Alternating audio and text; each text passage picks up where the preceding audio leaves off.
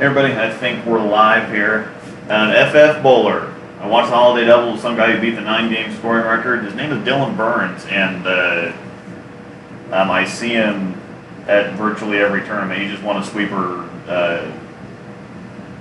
yesterday. He just won the sweeper I went to yesterday. So, yes.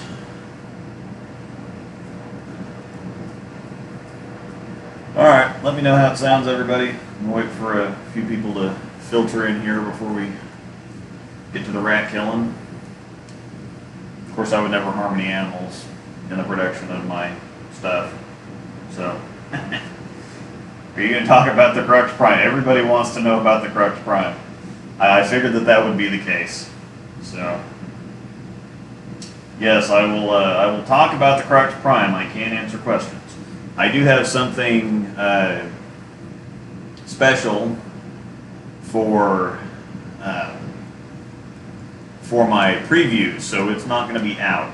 They've requested that we not really start pushing or promoting it until January 11th, just to give because the physics and the high road X are still pretty new, so just a little bit of time to breathe. They wanted to get the information out there they've got to get the information out there early just for distributors and pro shops and everybody, so that they know what's coming out, so that they can get their orders in, so they can get everything taken care of. But there's really no reason to start talking about it or pushing it or promoting it until we have our hands on the balls, and so I can actually tell you what the ball does instead of just kind of looking at the stuff and looking at the information and say, well, this is what it should do, or this is what I think it's going to do, or this is where it should fit, or whatever. They like us to wait until we have the ball in our hands, so that not only we can interpret the information, but we have kind of the total package instead of a slow bleed of, okay, well, this is what we know right now type deal. But I can answer questions, and I can answer them to the best of my ability. I am here tonight with a fabulous craft soda. Actually, we call it pop. Everybody calls it something different wherever they're from. Some places it's soda, some places it's pop. But this is Georgia Peach Coke. So, as everyone knows, we are a beer-free channel now. No, man. James Kniffen started, I think it's Kniffen? James Kniffen? I'm sure you never heard that before. Alright, so for $5, we're going to start off on the Crux Prime. What are your thoughts on the new cover stock tech? Well, I can go over to the website and read the stuff off the website just like everybody else can. I have some, like I said, I've got a special surprise in mind here for, I've got some stuff lined up. Let me put it to you that way. So it's going to be worth the wait. So I'm going to read you the design intent here. This is all stuff that's on the website. They've got a new cover stock called Spec. And Spec is a solid cover stock. It stands for Storm Performance Enhanced Cover Stock. The intent behind this formula was to create something that withstands the rigors every bowling ball endures each time it takes a trip down the lane, namely the friction and oil it encounters. We all know and accept the bowling ball smooth out over time, just like the tread on the tires of your car. With Spec, you can expect consistent performance that is as tireless as it is dynamic. It's bold, definite, and extremely potent. The benefits of Spec Solid Reactive can truly be appreciated on heavier conditions, especially when they begin to transition. When this cover stock encounters mid-lane friction, it digs in harder, unlike anything Storm has produced to date. Losing too much energy too early? Not anymore. Throw any condition you want at this ball, and it will continue to read the mid-lane without sacrificing any back end. Now, it sounds like a lot of kind of typical bravado about the new stuff and about how fantastic and awesome it is. Where's that Super Idol video? They just premiered, man. You missed them. But they're up. So if you want to go check them out, you can go check them out. So they are up. Both of them. Both of them. So that's what the design intent is on the Crux Prime. Something interesting here. There's a lot of people that have been wondering, okay, so the physics just came out. Are they going to overlap? What's going on with that? Everybody's kind of in limbo right now, waiting to find some stuff out. This is where we're going to go to the Doppler report. And in this, Chad used Specto to get some super in-depth numbers. And so if you want to go, here I'll I'll put it in the chat if anybody's interested in going over here. Neville, the Super Idol is overseas. It is international. Are there any new bowling balls coming out? Garton, the Crux Prime, January 25th. So if we look at the Doppler results, Crux Prime, lay down, board 29.9. Physics, lay down, 22.07. So there is a 7-board difference in laydown. So I think that about says it all. All this information though is up on the website. Like I have some special stuff coming for my preview, and then I should have the ball about the 15th, 16th. So I should have a video up just a couple days before the ball comes out, which there's no point in really putting it up much sooner. You can't go buy it until it comes out anyway. So, but there's some fun stuff going on here. Fun stuff. I'm going to save the super fun stuff for someone who has a much better idea and much more knowledge, much more technical knowledge about this particular new cover stock than I do. That's coming on the 11th. So my thoughts on the new cover stock tech are, it all sounds freaking awesome, of course. I mean, if you got something that holds up better, that doesn't lane shine as quick, that actually gets stronger on friction instead of burning or bleeding or burning up, like bleeding energy or burning up like the heavier oil balls tend to do. As soon as there's not enough oil, they just struggle on the friction. They start burning energy really fast, and they tend to puke or kind of give up or roll out or whatever. Well, this one doesn't do that. This one does the opposite of that. So, yeah, I asked a while ago about your opinions with the filler material. I thought that, no, I did ask that question. I just never made a video about it. I think that's one of the things that I can throw that in my preview video. I talked about this on my on the last live stream. The filler material, some stuff is more marketing, or some stuff is, well, this just sounds better. It's like the Hammer's 3-year warranty. That 3-year warranty sounds great. Carbon fiber sounds great. Most people throw bowling balls for about a year.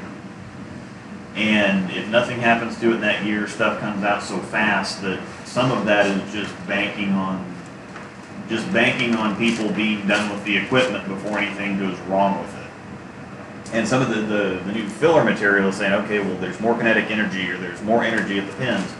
Well, there's a lot of science in pins flying around, and you really want pins to stay low and go sideways. You don't want them shooting up, because the more they go sideways, the more pin action there is, the more they're going to knock the pins down. If you hit the pins and they go shooting off all over the place, you're going to get weird carry. So saying that something has more kinetic energy or something has more energy or pop at the pins, it sounds great in theory, but in practice it might be one of those things that's more of a marketing spin than like an actual good function. Because the high road actually technically has kind of the same deal as like the Brunswick talks about with the Quantums, is that they have like 13% more kinetic energy because it's just core and cover. There's no filler material at all, and so. But at the end of the day, bowling balls are bowling balls, and you gotta kind of throw them right for them to work out well. So. Yeah, is it possible you could throw your new stuff at Gauge Center because it's a completely different look? Yeah, I've actually, the last 4 or 5 videos that I've done, or actually no, I think I started with the physics and the High Road X. I think that's what I started with because yeah, it is a completely different look, and I think that I've had a lot of people ask me about bowling on throwing the equipment on different patterns. Well, the thing is why I never did that at Westridge is because I literally play the same spot, the same place on the lane. You can play anything from third arrow at Westridge. I don't care whether it's long, short, heavy, whatever. Everything plays from third arrow. And so I actually did a couple of older videos, the video for the Alpha Crux actually, and the rocket ship, I believe. Alpha Crux rocket ship, I actually filmed those on WTBA Soul. And I played the same place on the lane that I always play, because it's the lane surface has some really dominant characteristics, and it's almost 20 years old, and so the track is third arrow. So I very rarely wander away from third arrow because there's just no point. I think that there's a bigger point, or obviously a much bigger difference in different lane surfaces and different lane topographies, rather than just putting a different pattern down on the same surface. So that's why I decided to, and most people bowl on a house shot, and so showing something, showing the way a ball reacts on sport patterns is, if you're that interested in it in the first place, you probably should be able to look at how it reacts on a house shot and get a general idea or a feel for the ball without actually seeing exactly what it does, because you can put that same shot down at your house, and obviously the reaction is so different between Gauge Center and Westridge, which, fun fact, it's the exact same pattern. I'll let that sink in for a second. Westridge and Gauge Center had the exact same house pattern.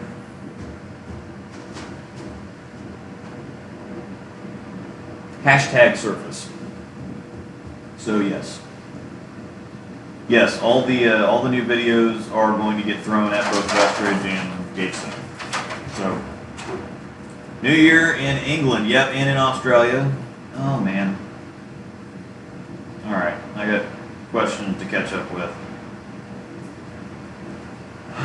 Yes, Sherlock replacement. Speaking of that, the Sherlock and the Intense are getting discontinued here in 4 hours? 4 hours and 20 minutes? 4 hours and 18 minutes? January 1st, the Sherlock and the Intense, the original Intense, not the Fire, the Intense, the green one. That and the Sherlock are getting discontinued. And the Crux Prime will be released on January 25th. I wouldn't see any reason to put the physics on sale. Again, Sean, there's a 7 board difference that Chad got on the Doppler test. He was laying, well, actually 7, it's actually almost 8, because he's almost laying it down on 30, and he's laid the physics down on 22.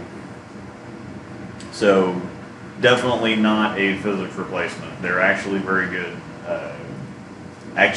complements. So the Crux Prime performed exceptionally well on heavy conditions. Energy Hybrid, which is on the physics, was smooth yet very responsive to downlane friction. Spec Solid, which is on the Crux Prime, that's the new cover stock, rolled early enough to control the mid lane with ease.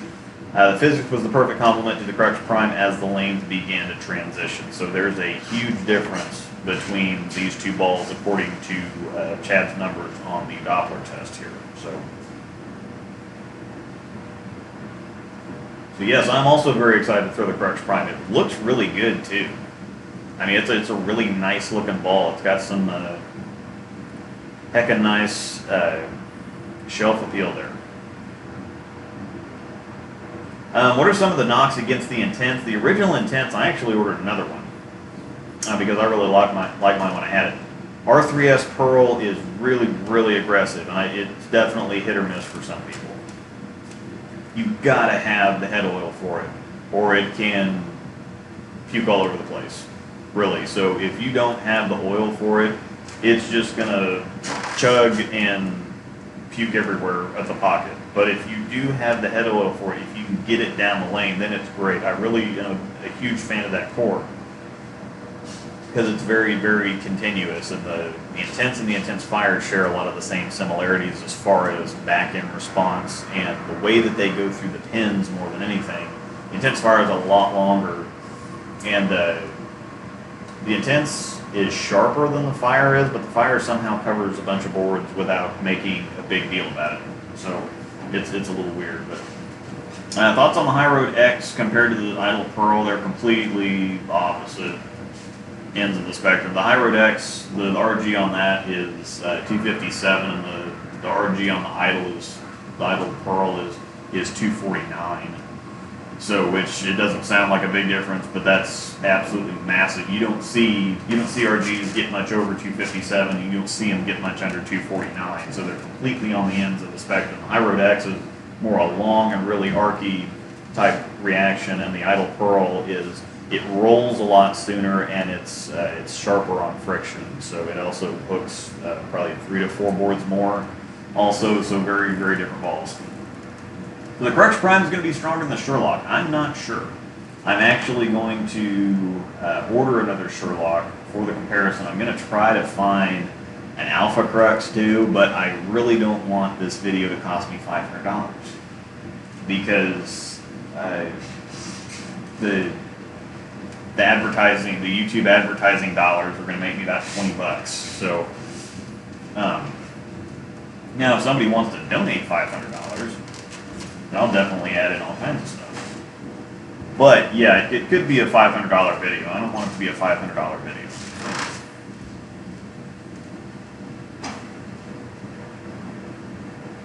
So I'm not sure, but I am going to get another Sherlock to compare to it, because those are the two biggest things that people want to know. They want to know Alpha Crux comparison, and obviously the Sherlock is the strongest ball in the market. Everybody else can say whatever. The Sherlock is the strongest ball in the market. And so that's kind of the main comparisons that people want to see is Sherlock, Alpha Crux. Don't know if I can pull off the Alpha Crux. I've got old video of the Alpha Crux that I can maybe pull back off of YouTube and put something together. Maybe. But we're going to have to see on the Crux Prime and the Sherlock comparison. I'm not sure yet. I'll have the ball in 2 weeks, something like that. So we'll see. Yeah, hated my Intense for the first 50 games, love it since then. Once the cover settles in and gets some oil in, I think it's rolled much better now. Yeah, and I found the same thing with the Idle Pearl. So speaking of just having watched the Super Idle videos here, I have to apologize to the Idle Pearl. It's a lot better once it gets 20 games on it, the cover really settles in, and I don't think I ever I think I had the same thing with my Fused, it was too sharp on friction, and it just kind of would stop and go straight. And the Idle Pearl was even worse at first, but I never gave my Hypercell Fused a chance when I went up to do the filming for the Super Idle. Idle Pearl was a totally different animal. It looked more like Angel's Idle Pearl or Tamer's Idle Pearl did right out of the box. I mean, it's actually really fantastic. I'm getting another one of those when I ordered the Crux Prime also.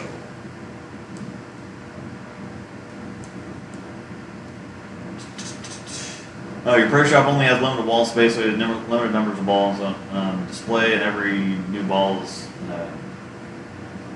has to make room by other balls on sale. With Crux Prime coming in there, the physics will go on sale. Okay. There's really no reason to put the physics on sale, but I get limited wall space, so.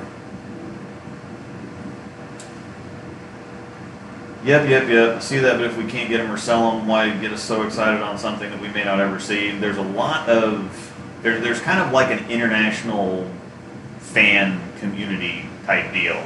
So I'm kind of into that too. So it's more for the people who are into the overseas releases and like spending ungodly amounts of money on stuff that's really not that different.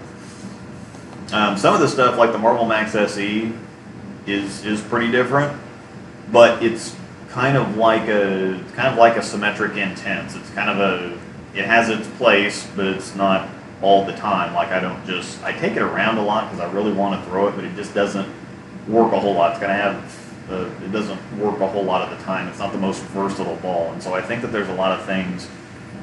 I said in the in-depth that there's a lot of stuff that's you get kind of wish list core cover combos. Everybody likes to talk about, man, if they put this cover on this core, that would be an awesome ball. Well, that happens a lot overseas. And so if people want to get some of those wish list core cover combos, that's where you can go for it. And it's more of just kind of there's an interest, and so I decided to show it off. So sorry for the tease, everybody else, but the Idle Pearl is virtually the same ball. I think it is a little bit better once you get once you get a few games on it, because the Super Idle doesn't play deep well at all. The Idle Pearl cover is, the E-Trax cover has grown on me a lot, and I think there's a reason why the Hypercell Fused is so popular. I didn't give mine enough of a chance, I don't think, now. And the Idle Pearl, like I said, 20 games on it, and all of a sudden when I went out to film for the Super Idle, it was a totally different ball from when I got video for it for the initial reviews. So, lot better ball. And so the only reason that you'd be getting a Super Idle is if you like how pretty it is, which that's the thing, is it's one of the best looking balls I've ever seen. I mean, it's just absolutely gorgeous. The Idle Pearl is, blue's my favorite color, so I also definitely like the Idle Pearl too, and it's a very good ball. So if you want a Super Idle, just go buy an Idle Pearl. It's virtually the same experience, and plus the Idle Pearl is better on transition, really. So once transition starts, the Super Idle goes back in the bag. Then the Idle Pearl can stay out of play. So it's fun and it's pretty, but that's kind of the thing there. Look, I'm not donating $500. Sorry. Yeah, I don't want to donate $500, so I'm definitely not going to ask anybody else to. That's $500. Tons of stuff. I mean, get lots of balls for that. Okay. So somebody else paid $5. I got a lot of questions to answer. Great ball review on the Super Idle. Thank you very much, Michael. Matthew. Great ball review on the Super Idle. Thank you, Matthew.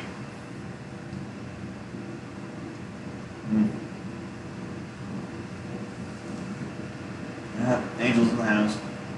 Yep, she normally watches from the shadows. Alright. What's up with the High Road Pearl that you posted on your Instagram? Alright, that's another...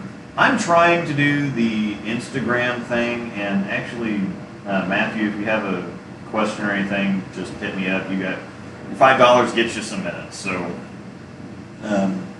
yes, I tried to do some different things. I'll keep going on that for a minute. That in-depth review was insane. I thought, well, I've got this great idea. I'll just show this stuff in transition, which was a terrible idea because you don't ball down moving inside on a house shot. That's the dumbest thing ever. And I did it anyway.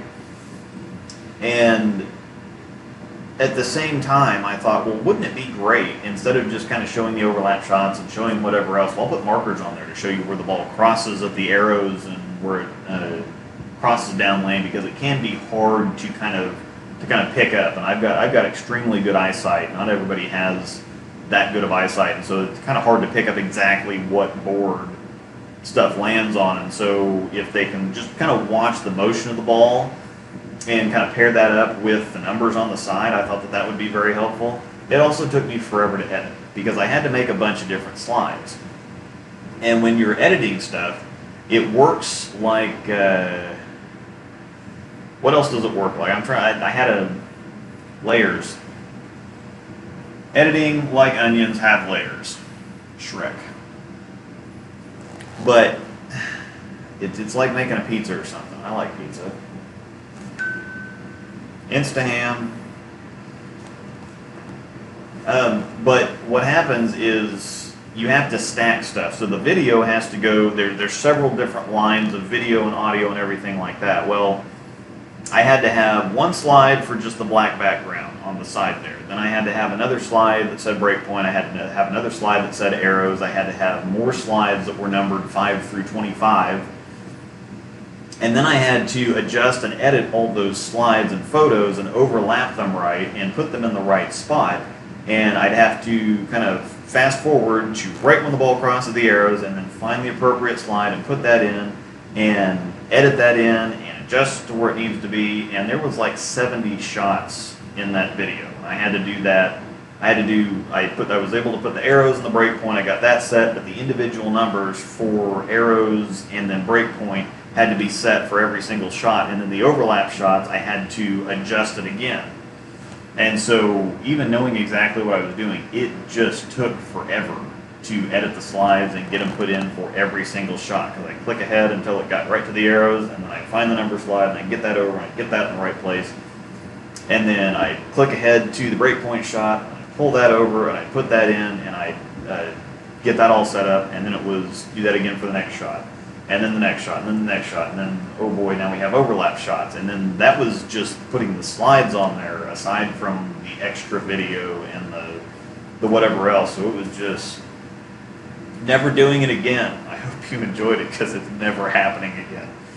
But I did like the format of the review, showing all the balls that I intend to compare it to, and showing, here's 3 shots of me lining up. I normally start at third arrow, and then we see what happens, and as the ball reaction varies, I move one way or the other. So, yeah, Nick. Nick Canfield, video edits are fun, not fun. Yeah, it's really fun when you're done and you see it and it's go, oh wow, that looks cool. It kind of makes up for some of the screaming and frustration while you're making it, but it's always the thing that you really hate.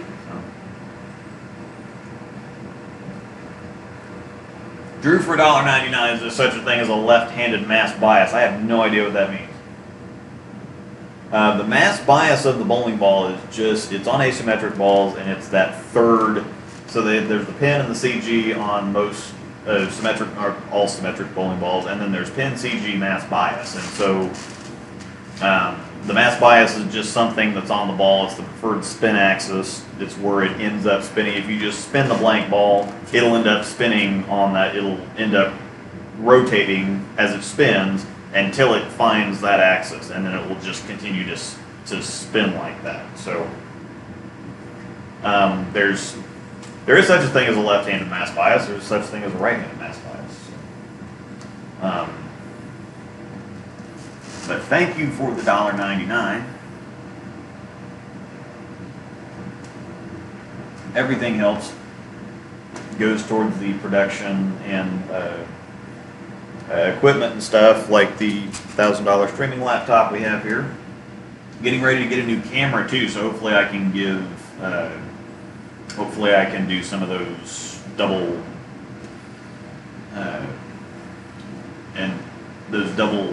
kind of perspective shots where I can show a top view and a view from right on the lane or something like that. I'll figure out something to do with it. All right, I'm going to go back and answer some other questions here. All right. What current Storm or Roto Grip ball best matches your personality? That could be a really interesting answer.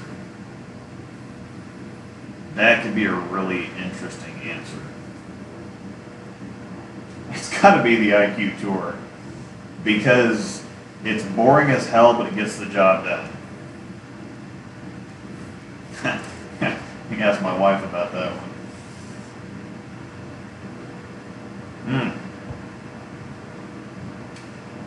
Yes, Skylar. So what's up with the High Road Pearl you post on your Instagram?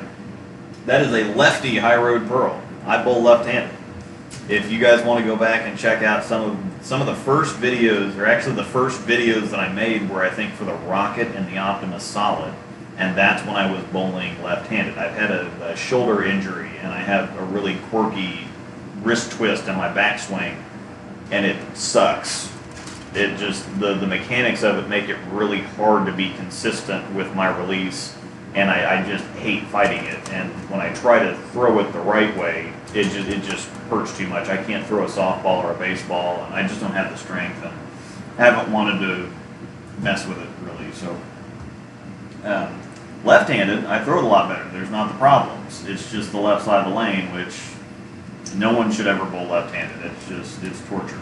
It's great on house shots or league shots or easier shots. When you try to bowl on something tougher, even bowling on easy shots, lefties have half as many boards to aim at on everything as the righties do. And so when you see a lefty scoring, number one, they're earning it.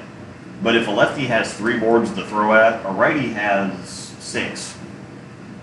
But the carry is better on the left side because the back ends are cleaner, and so there's a crisper and stronger, more consistent finish on the left side of the lane, but you don't have as much room at the pocket. So, you have a little bit more miss room on the right side of the lane, but, if you tug the ball 3 or 4 boards, you might hit the pocket. It's probably going to be a flat 10 or something like that, whereas, a lefty tugs at a board or something, it's going to be flush, but if he tugs it more than that, he's going through the nose, or it's a 6-pin or something like that. So, but if lefties can keep it in that, couple board area there, they're going to strike, and they're going to strike a lot because it's just not going to change over there. So I think that's the trade-off is whenever a lefty has a good day, because I've bowled left-handed for actually a couple of years, I do have reviews of Optimus Solid, Rocket, High Wire, Loco Solid, Hectic, and some other assorted stuff back in the day left-handed.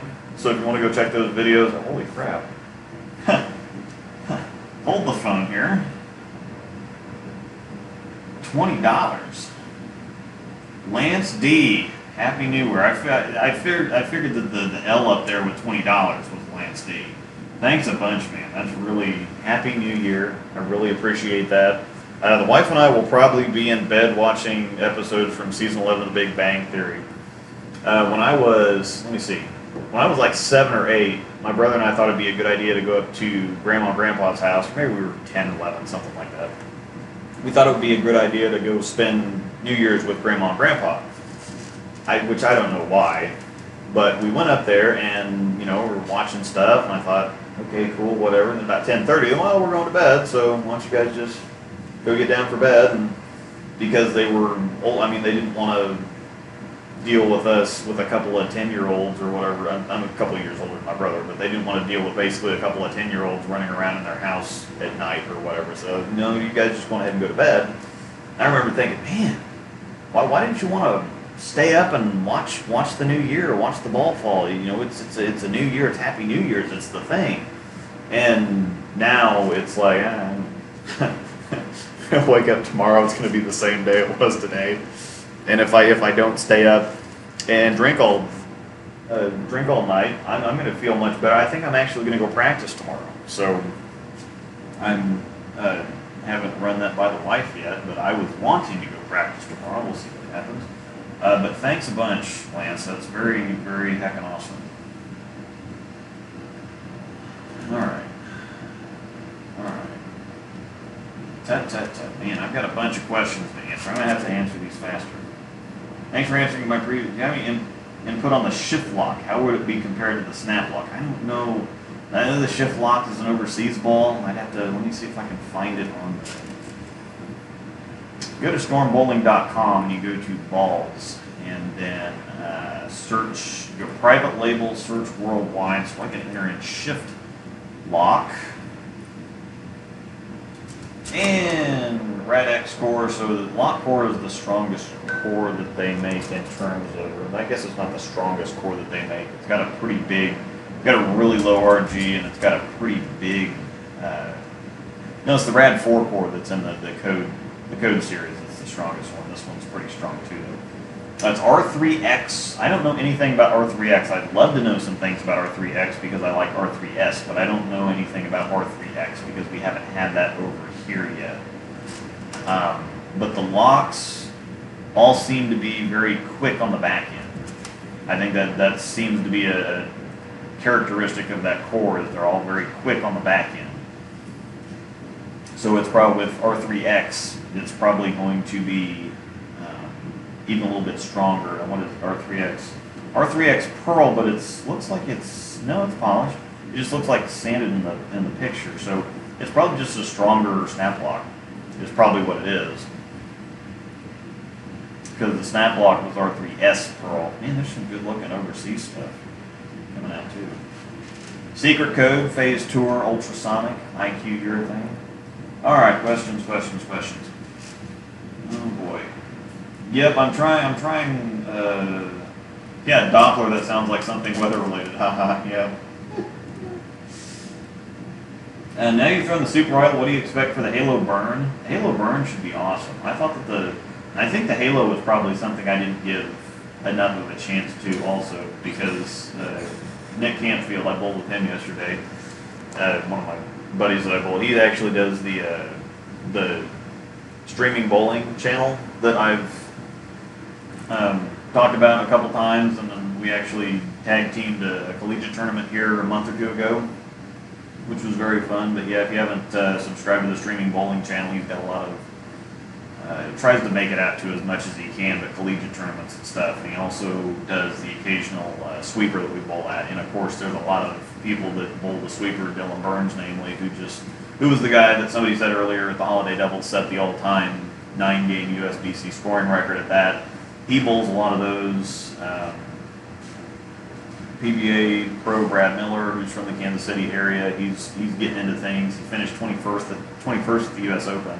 He's had a pretty good tournament at the Open, but he's a local guy. See Kevin Williams here every once in a while. He was the two-handed lefty that was on a show here a couple months ago, I think. He's kind of from the area. And of course, we've got guys like Mitch Houpe that makes it up here. He actually just won the World Championships for Canada or something like that. And then Packy Hanrahan and Devin Bidwell, and there's tons and tons of names that come to these sweepers all the time. So even if you think, well, it's just a local sweeper, we've got some pretty big names that come to our local sweepers. So it's fun stuff to watch. So streaming bowling, search for streaming bowling, Nick Canfield. Anyway, he made the Halo look really, really great yesterday. So I think that I'm having a problem here. I think that's the typical staffer problem, is that stuff comes and goes so fast that if it doesn't, if it's not instantly just like awesome out of the box, it's kind of like, well, I don't have time for this. And I think that's kind of a shame, because I think if I'd have given the Hypercell Fuse a little bit more time, I'm going to give the Idle Pearl a little bit more time.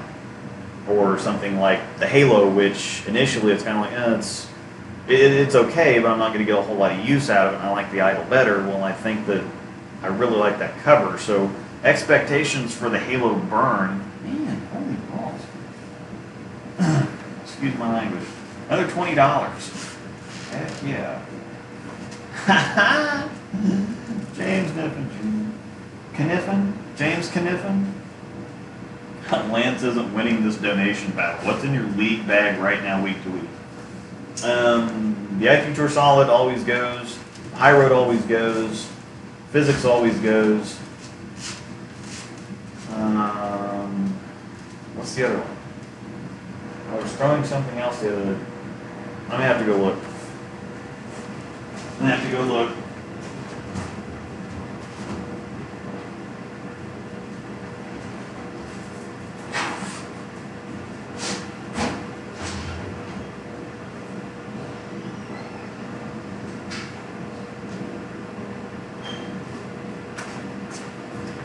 Okay, so the four that always go are the Physics, the High Road, the IQ Tour, and the Phase 2. My pin down Phase 2, which I've really taken a liking to. I also just got in IQ Tour number 6 because mine's beat up. I also have this True Blue stuff. It's a new cleaner from Storm, and it's all natural. It's all natural, biodegradable. Let's see. All natural polyphenolics extracted from root vegetables, no toxic petrochemicals or harsh benzene derivatives, and will not irritate the skin or eyes. So it's an all natural thing. I mean, you can drink it. Chad actually tried to use it as mouth spray, and apparently it doesn't taste very good, but it's not going to hurt you. So I'm going to make a little video about this. My other IQ, my last IQ that I got that IQ just for the Sonic video and ended up falling in love with it all over again. And so it's really beat up now. So I'm going to try out this True Blue cleaner, and we're going to have a video on that, see how that goes. I really like the reactive foam because it comes out in the foaming thing. And this is a spray, but we're going to see how this stuff works out. So I did get some of that. And the IQ definitely needs a bath. So league bag right now, week to week. I actually just took 3. I've been taking 3 here for a while. I don't really quite get up to the physics. It's a little strong to start off with, and like I said in my Super Idol review, there's no point in silent K doing it. I know. I just read all this polyphenolics and toxic petrochemicals and benzene derivatives and all that. I'm pretty good with words, so I'm saying it just to irritate you. Which is kind of dumb, seeing as how you just gave me $20, so Niffin. K is silent.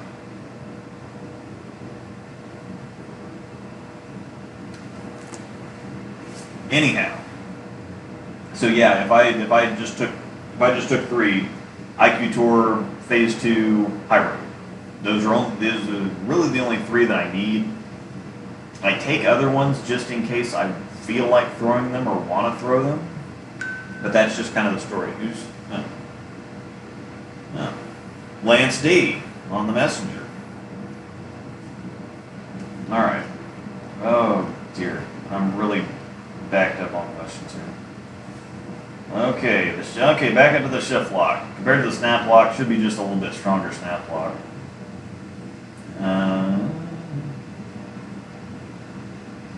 Yeah, web if you want smooth. Let's see. The web tour is basically the IQ tour. We did it first. Storm was like the Simpsons. We did everything first. Yeah. Not donating $500, but we've got about $50 here in the stream right now, so we're $50 closer to the $300 I'm spent on the Alpha Crux. Yeah, both the Web and Web Tour. The Web and Web Tour are basically the Phase 2, and I think the Web is it's stronger on the back end than the Phase 2, but Web and Web Tour are basically Phase 2 IQ Tour. So. Truth Tour is very smooth. The Truth Tour is also IQ Tour. Want to know where you can find a Georgia Peach Coke here in Oregon? Yeah, I think the wife dropped in there, and we just got them at Walmart. Actually, where did I find them? I found them somewhere else. Found them in Springfield, I think. No, I found them here. Osceola Cheese Factory on the way to Springfield. They had Georgia Peach, and I'm drinking this too slow, but they had a California Raspberry too that I was gonna have as well.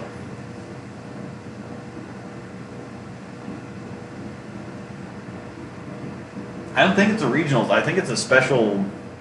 I mean, obviously it's a special edition, and so you can't just find it anywhere. But we got this at Walmart. I only got the California Raspberry ones at Osceola, and I thought, well, I can try these next time we come down. And they had them at Walmart, so I got them there. Walmart. People of Walmart.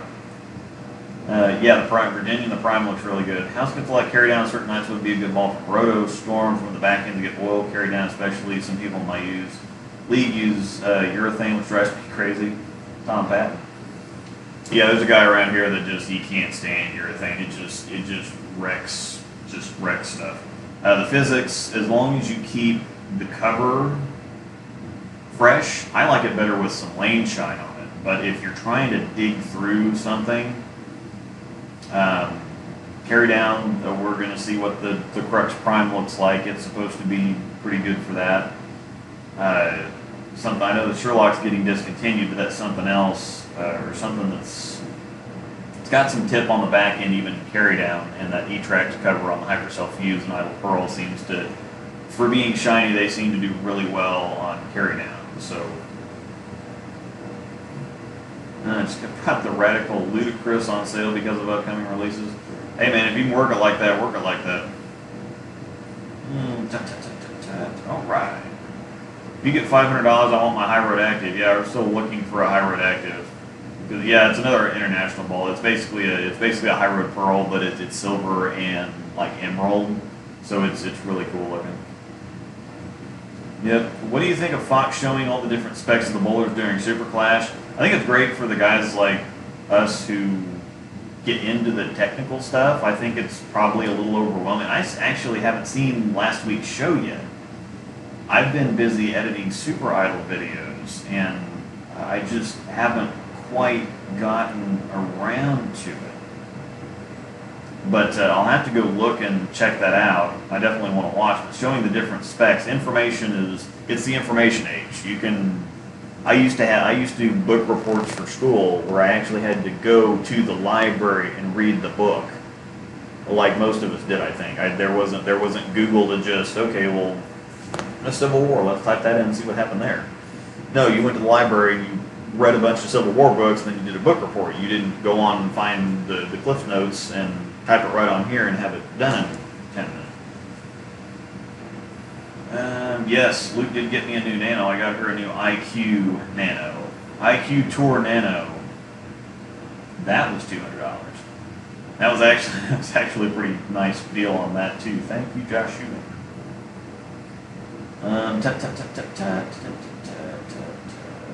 Idle Pearl looks a lot like a Marble Pearl, but it's a bit more off the spot. Yeah, it's the E-Trax cover is definitely more on friction. The Idle Pearl, and again, it's so hard to see, but I swear they feel totally different. They just feel different, especially in transition, because the Idle Pearl digs through on the back end a little bit more than the Super Idle does. I tried to get it out in the tournament yesterday, and it just kind of spun. We run a 44-foot pattern. It's kind of like Paris, but there's a lot of carry down. I threw it for one shot and just spun and spun and spun. I think the Idle Pearl actually would have picked up a little bit, because that cover is really a lot better than I've given it credit for. So, yeah, CG placement doesn't really matter anymore. So. Now mass bias placement does matter, but the CG it really doesn't matter. So Idle Pearl is basically a bit stronger Marble Pearl, pretty much. Do a video on drilling and layouts. I look all over YouTube and they're spotty. Let me see. Yeah, I can try. I think that the videos, Alex Hoskins with Storm did a video on drilling and layouts with a phase 2. Look for that one. Storm pin buffer. There's like 3 or 4 of those videos that they just put out a couple months ago. That's really the best, and they have that Specto system where they can get all the, instead of me just kind of having to describe things, they can describe it, and then they have all the numbers on top of that, and they're just a lot better than anything that I can do. So. Let's see. Yeah, I think a new thing you should when you review a ball is to tell where in the arsenal that ball will fit and what ball it fits in between because of an arsenal. That's what I attempted to do with the Super Idle in-depth video, was to show the comparisons between the balls and show, okay, well, the Idle is the strongest of them, so we'll start off with that, and then as we get into transition, then this is when you're going to want to pull this ball out, or this is when you're going to want to pull that ball out, and it didn't go well. So,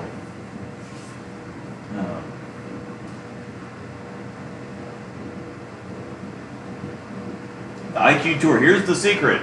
Here's the FF. So, I agree with something you said back in the day about the IQ Tour. I love the ball, but I like getting more than 9 every shot. The secret to the IQ Tour is you can't try to shape it. You have to shim to win, which is basically...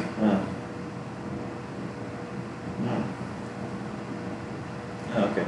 I can't link that, James. You're gonna have to do that for me. Yep, I could take my time to go, but I'd have to interrupt things and search for it, and then it'd be quiet. Yeah. But the IQ Tour, what I mean by shim to win is you have to play, that's what college bowlers, it's a shim to win is a collegiate term for, normally on sport patterns, if you get it inside a little bit, it really takes off. And so what they tend to do, or what they want to do, is build some hold down lane. So hopefully some of the oil in the middle will carry down, so if they tug it a little bit, then it'll sit there. And so that's what they mean by a shim. So the IQ Tour, you don't want to get very far away from the pocket because it's got a very low differential, which is where the IQ Tour part comes from. It means it's controllable, it means it's versatile, it means that it's not going to overreact. But that also means it's going to be very smooth. So something you don't want to do with very smooth balls that don't have a whole lot of differential built into them, which the more differential a ball has, the more flare it will have, so the more fresh cover gets exposed to the lane on every single rotation. So balls with higher differentials, more flare, are stronger on the back end because they're not rolling over the same oil tracks. And so the IQ Tour is very smooth on the back end, so it can tend to leave you some flat tens, but you don't want, that's why you don't want to get it very far away from the pocket, because, because not only are you having the angle, you're having it, it's got a lot of angle, and it's got a lot of lane to kind of overcome to get back in the pocket. So you want to keep it close to the pocket, and you also want to play what I call the splash zone, which is basically just be firm with it. You want to hit the daylights out of it at the bottom if you want to, but keep it closer to the pocket, be firm with it, and don't try to get it to shape up perfectly and set perfectly in the pocket. Just get it to hit the pocket somewhere, because with that round shape, it's not one that's going to get to the end of the pattern and then jerk and then stop and leave you with some splasher sevens or something like that. It does mix the pins up pretty good because it doesn't lose any energy when it's making that turn, as long as you keep it close to the head pin. So if you tighten your angles up a little bit and just be firm with it and hit the pocket somewhere, it's either going to be right in the pocket or you're going to be throwing pins everywhere, and that's the secret to the IQ Tour. I always used to try to shape it, and it doesn't like being shaped. So now that I know the secret to the IQ Tour, I'm never going to be without one again.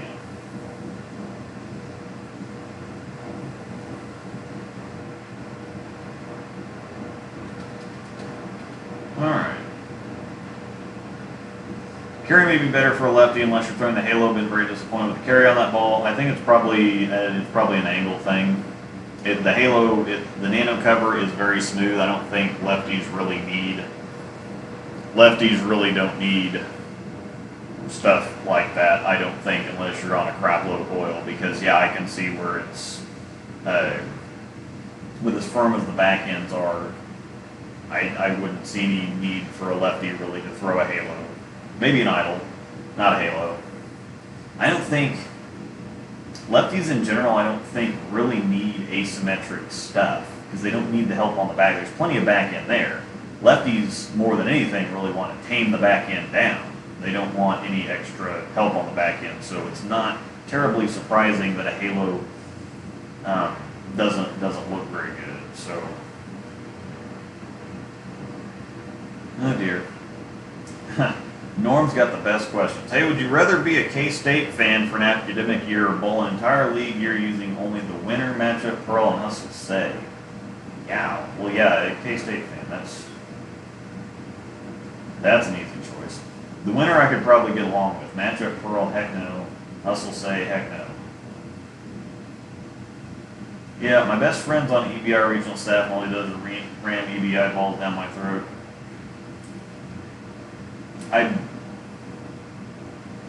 I don't want to mince words, but at the same time, there's a lot of staffers out there. That's kind of the reason why they don't want us pushing and just ramming the Crux Prime down everybody's throats until it gets closer to coming out. And they really don't want us to do that anyway. But there's a lot of staffers that just hype everything and say it's the best ball ever, just so that they can show their regional reps or whatever that they're doing something, or they're selling the equipment just so that they can keep their contract. They're not interested in, I look at things from a very pro shop point of view, which is they make different balls for a reason, just like they make different golf clubs for a reason. There's some golfers that don't use a whole lot of maybe like a 5-iron or something. There's some golfers that use it a lot. So that's just one of those things that I'm not a big fan of. Hashtags are about as far as I go. I think that's why I've had a hard time on like Instagram. I do have a Snapchat also, but I'm not a big picture person. So those have been difficult. Happy New Year and all of us from all of us here in Oz. I think I got I think you sent me an email earlier. I'm pretty sure I was going to respond to it. I haven't had a chance to yet, but I'm going to respond to that. So. Yep. What's the new Stormballs coming in 2019? The Crux Prime anyway. I think the Halo burns overseas. I've heard that the Halo now. One of my fellow staffers sent me something a little while ago and said that he's hearing that the burn is stateside, but being that there's already a bunch of international stuff about it, normally we start hearing the trickle down of stuff from the international side. if the ball is international. Normally, if it's stateside, everything's kind of hushed until it comes out on the website, but we've been hearing about the Halo Burn for a couple weeks now, so I'm not sure on that one. Crux Prime is definitely stateside. Not sure on the Halo Burn. I would say it's probably international, but we do need a Pearl in the HP4 line, an asymmetric Pearl in the HP4 line. It's been the no rules Pearl's been gone for way too long. So, oh, Ryan Ford, $1.99. When are you getting Angel the High Road active? I got so much money going out so many different places that deer. Hopefully it's going to be soon, but I've got nationals to pay for. I got a tournament that's coming up in a couple of months I just paid for. I've got an Alpha Crux to find. I just bought a Super Idol. I bought her a High Road Nano. There's a lot of money going a lot of different places. It's going out a lot faster than it's coming in on the bowling side of things. Because I think I get like a really, really popular video, I'll get like 20, 25 bucks on for advertising, and that's like if it gets 20,000 views or more. So when you spend a lot on a ball and you only get that much back, plus all the equipment that goes into doing this too, it's yeah. Let's see. What's your honest opinions about two-handers when it was first coming out? What were your thoughts, and are they any different now? At first I thought it was, and this is probably a really old question now, but what are your thoughts now? Are they? I thought it was stupid to begin with, because one of the things, when I was in the pro shop in the early 2000s and resin balls they just kept hooking more and more, and they were, now they're kind of like, oh, this one hooks so much more than the last one. It's like, well, it's a couple boards. You know, different pattern, they might hook the same, or, I mean, I'm not lofting the left gutter cap on a fresh shot, so whatever. But bowling balls back in the 90s and the 2000s were every single, the ones that were coming out were hooking quite a bit more than the ones before it. So hook was a big deal, and I can't tell you how many times I had somebody come into the pro shop and say, well, what's the biggest hooking ball on your wall? What's the biggest hooking ball? Because that's all anybody wanted to do. It's almost like they didn't want to knock pins down. It's like they wanted to just watch the ball hook. And so, you watch a bunch of kids in youth league and they think, well, I want to be good, and so I want to put 700 revs on the bowling ball. And that's what a lot of people thought was, well, more hook is better. Because that's when resin came out, it's like, well, it hooks. It's better than urethane. Now we're talking about urethane being a crutch, which is absolutely hilarious.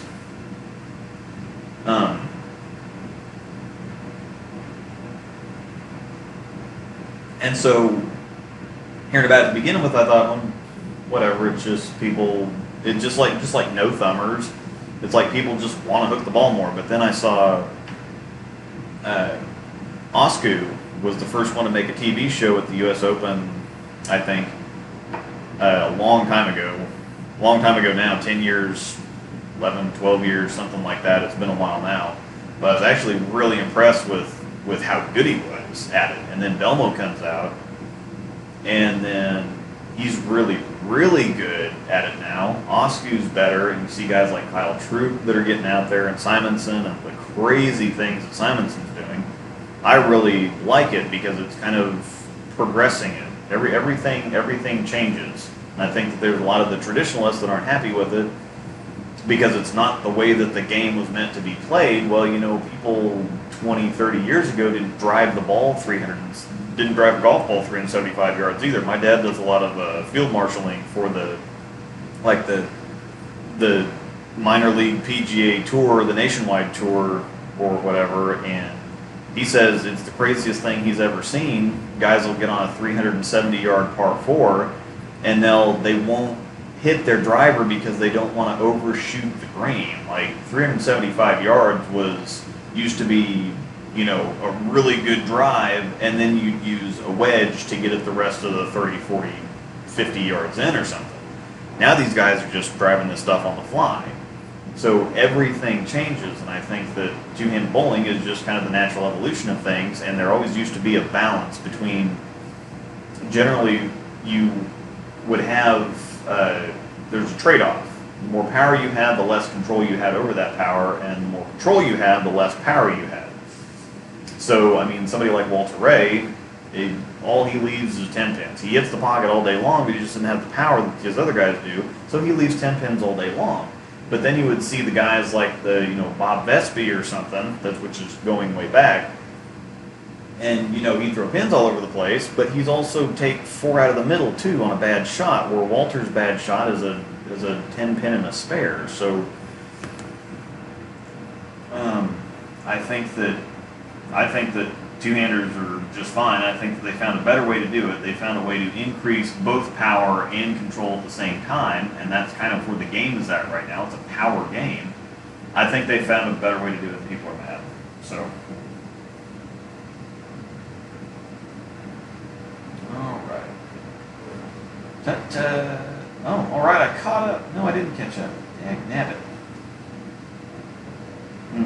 Show. All right. James Kniffen posted the Alex Hoskins CG placement video, some drilling and layouts. So they're really, really good stuff. Oh boy. Okay. Is that straight Coke in that bottle? Yes, it is actually straight Coke in this bottle. We are an alcohol-free channel now.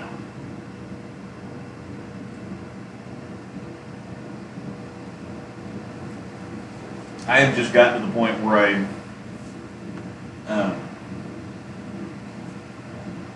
don't want to say that I care less about what I say. It's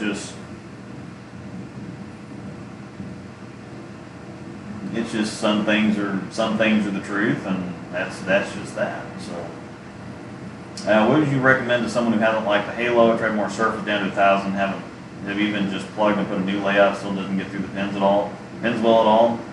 I probably wouldn't try an idle because it's more smooth. It's more the same. If you want something that is bigger hooking, I might try a physics.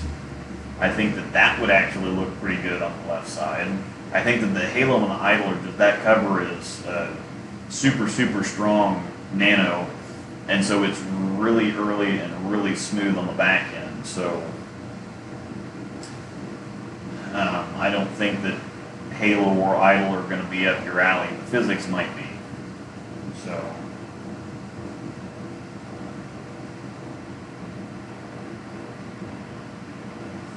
So on ASIMs, if the bias is shifted left, it's better for left-handers. Not necessarily. The further out you kick that, the smoother the ball reaction is going to be on the back end. The closer you have it to your thumb, generally speaking, depending on where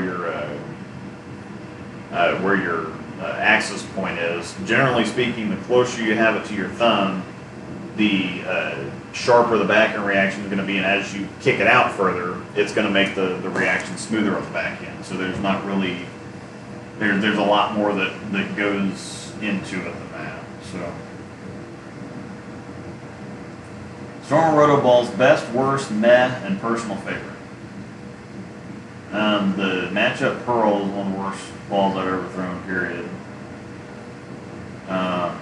Best one, I really like the physics right now. Idle Pearl is really growing on me. I definitely love the Idle. The Idle is just the Idle. My personal favorite storm ball of all time is the X Factor. And meh is stuff like I'd have to say like the Winter Solid right now. Like it's good, but I've got a million other balls to throw, and it's just not good enough to take around everywhere. It's a really great ball that just kind of it's like the Torrent. It's just boring. It does, and I think that's what.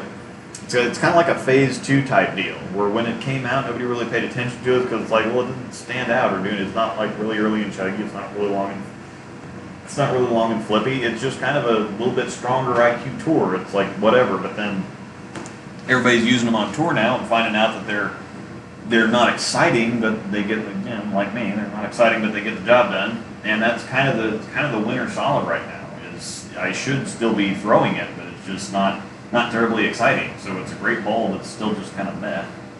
Hybrid X is really, really good. Yes, yes, yes. Yep, Hyrodex. Recently converted, landed incarnate. Time for new Storm urethane, like a pitch blue or purple hammer. Well, they had the IQ Tour urethane that just came out overseas. Idle Pearl's a mint ball if you're two-handed pinned down. I'm getting another Idle Pearl. I'm gonna drill a pin down because I think that's gonna be great. Axis 4.5 over, three-quarter up. What layout would you suggest? It's going to be a little bit different than mine because my axis is 5.5 over, but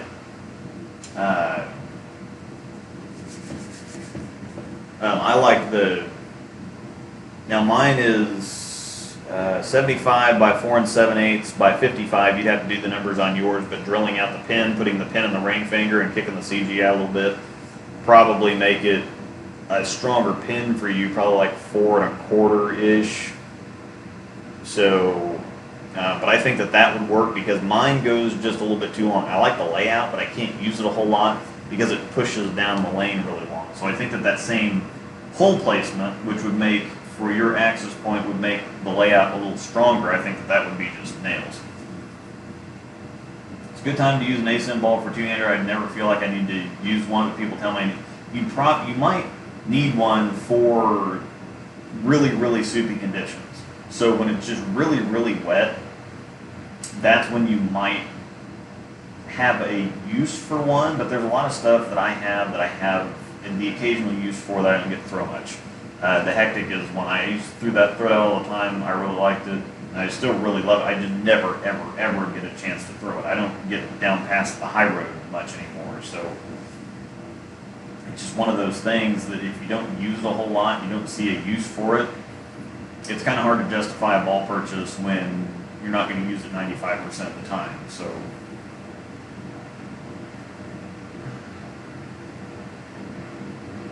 so yeah, James answered to Landon. Like I said, 70 by 4.5 by 40, so that's why I thought my layout was just a little bit stronger pin. So yeah, yes. Box will be the best thing that ever happened to bowling. Yes. Super Idol looks sick. Yes. Yeah, with the Fox deal, and then they've got that other deal with CBS Sports or something. They're doing a six tournament tour over the summer too. So yeah, bowling's really getting out there. I'm kind of surprised. I mean, I knew it was kind of getting a resurgence with all these collegiate bowlers and with the college bowling scene and youth bowling getting a lot bigger. I knew that eventually the pro scene was going to get bigger. I just didn't know if the general public was going to respond like it has. But I think the single biggest thing is the PBA League in Maine, because that's fun. Even if you don't like bowling, that will get people that don't like bowling, don't know bowling. That the PBA League, with that atmosphere that they have up there, will get people watching bowling, even if they don't. They're like, these guys, there's all kinds of craziness that goes on. The traditionalists, I think, hate it. It's like, well, they're just making a mockery of it. Like, well, no, they're having fun. I mean, no, it's not like golf, but I think that we tried the golf model and that doesn't work for bowling because you only have just a few people on the show. There's not as much action as there is on the golf course, where it's just 4 rounds total score, and so you watch these people and it just builds up shot to shot. Bowling is not, it can't be like that, and it's not like that. And so trying to follow the golf model and being all prim and proper, it just doesn't work for bowling. So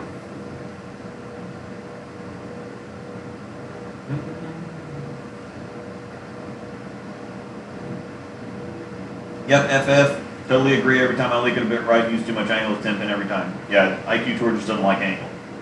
Get rid of the angle, it's a great ball. Eddie Z, thoughts on the Crux Prime?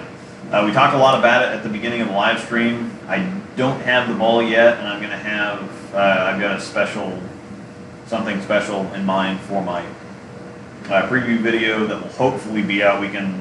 That's kind of our, January 11th is kind of our date when they're okay with this beginning. It's 2 weeks out. That's 2 weeks before the ball comes out, and so that's when they say, okay, we're going ahead. We should start getting bowling balls around that time too. So they kind of like us to wait until we have the ball so that we can not just kind of repeat what's already on the website, but can kind of give our thoughts on the reaction as well, more of a total package type thing instead of just kind of bleeding a little information here and there. But I've got some good stuff coming on the 11th. Guy in my league is averaging 248, throwing a halo every week. Some people, they really lefty that is. So I'm gonna guess. Let me put it this way: I'm gonna guess that the guy that's averaging 248 with the halo just about rips the cover off of it. I'm gonna say he's got a very high rip rate. Wow. Ooh, what would you recommend for a 10 gamer, one ball only? I'm doing it tomorrow, but I don't know what to bring. James asked a bunch of very pertinent questions. Happy New Year's, yeah, thanks FF, and that was way long ago. I need to catch up on these. But what do you think putting 4,000 grit by hand on hypercell fuse for tournament play? Sure, I mean it depends on the conditions and whatever else, but I think a lot of people that I've seen doing well with the hypercell fuse, 95% of them have taken the shine off of it. So I think that, surface on fuse definitely works well. So, oh man, I lost it. There we go.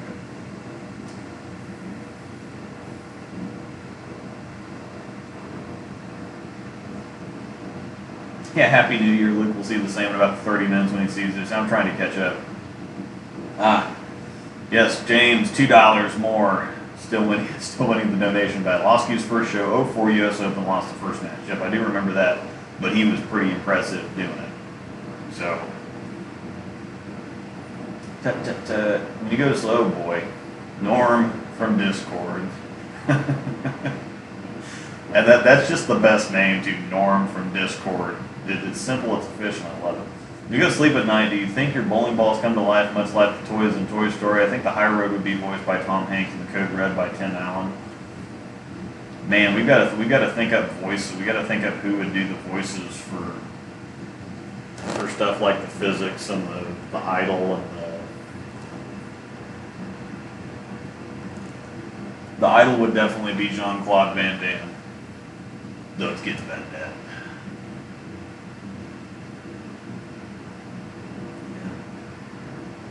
Idle Pearl versus Winner, very different. Idle Pearl have got a much stronger, but the Winner has a higher RG. The Idle Pearl's got a lower RG, so the Winner is long down the lane, really long down the lane, and really archy on the back end. Idle Pearl rolls and revs much sooner, and it's quicker on friction. So, thoughts? Okay. Thoughts on doing a new review video for the Phase 2? Seems that ball's popularity has grown within the last year. Yeah, it really has. They like us to... Of course, I do international reviews all the time, so I mean, what's it really matter? But they would prefer us to be promoting and advertising and showing off the new stuff.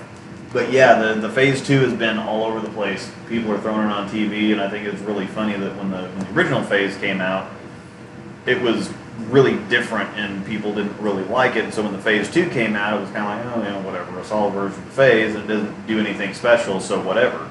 And then a lot of tournament bowlers were finding out, hey, this thing's really good on tougher stuff. I mean, it's like a amped up IQ tour. So now everybody's throwing it. Anybody that's anybody that's a Storm fan or a staff or anybody has a Phase 2 in their tournament bag, especially if they bowl on sport tournaments or if they bowl professional events or something. They've all got at least one Phase 2.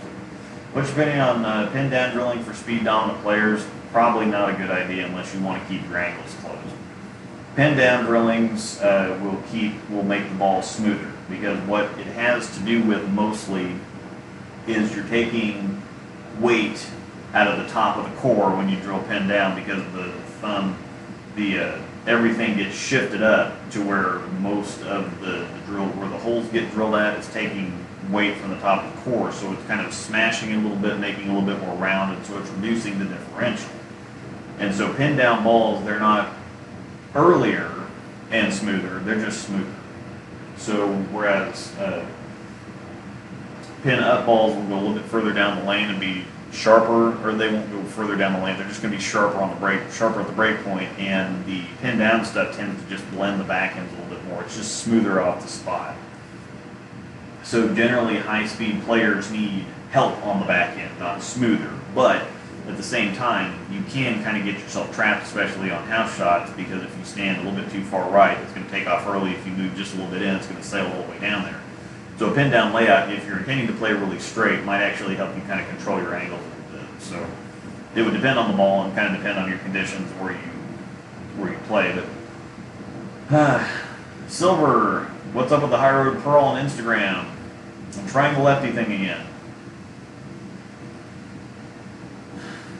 So yeah, if you go back and watch some of my older reviews, the Optimus Solid, actually quite a few of them. The Phase, those two, the Phase and the Fighter are the couple ones I forgot. But the Rocket, the Optimus Solid, the Phase, the Fight, Hectic, High Wire, stuff like that, I all did left-handed. So if you want to go check out those videos, it's a shoulder thing. I had a shoulder injury a while ago, and I had this little weird wrist twist on my backswing, which is why you never see my form on camera. I don't want to distract people. It looked great past the foul line, but on this side of the foul line, it doesn't look great. And it really makes it difficult for me to repeat shots and be very consistent. The mechanics just kind of throw me off. So, I know this is different, but in the past you said you don't like mustard. Why is that? I'm not entirely sure. There's a lot of stuff, though. I was talking, my other job, the guy that I work with, we travel all around the state of Kansas and look at bridges. And that's kind of what we do, just week in and week out. I'm with the same guy every week, and we just go out and look at bridges.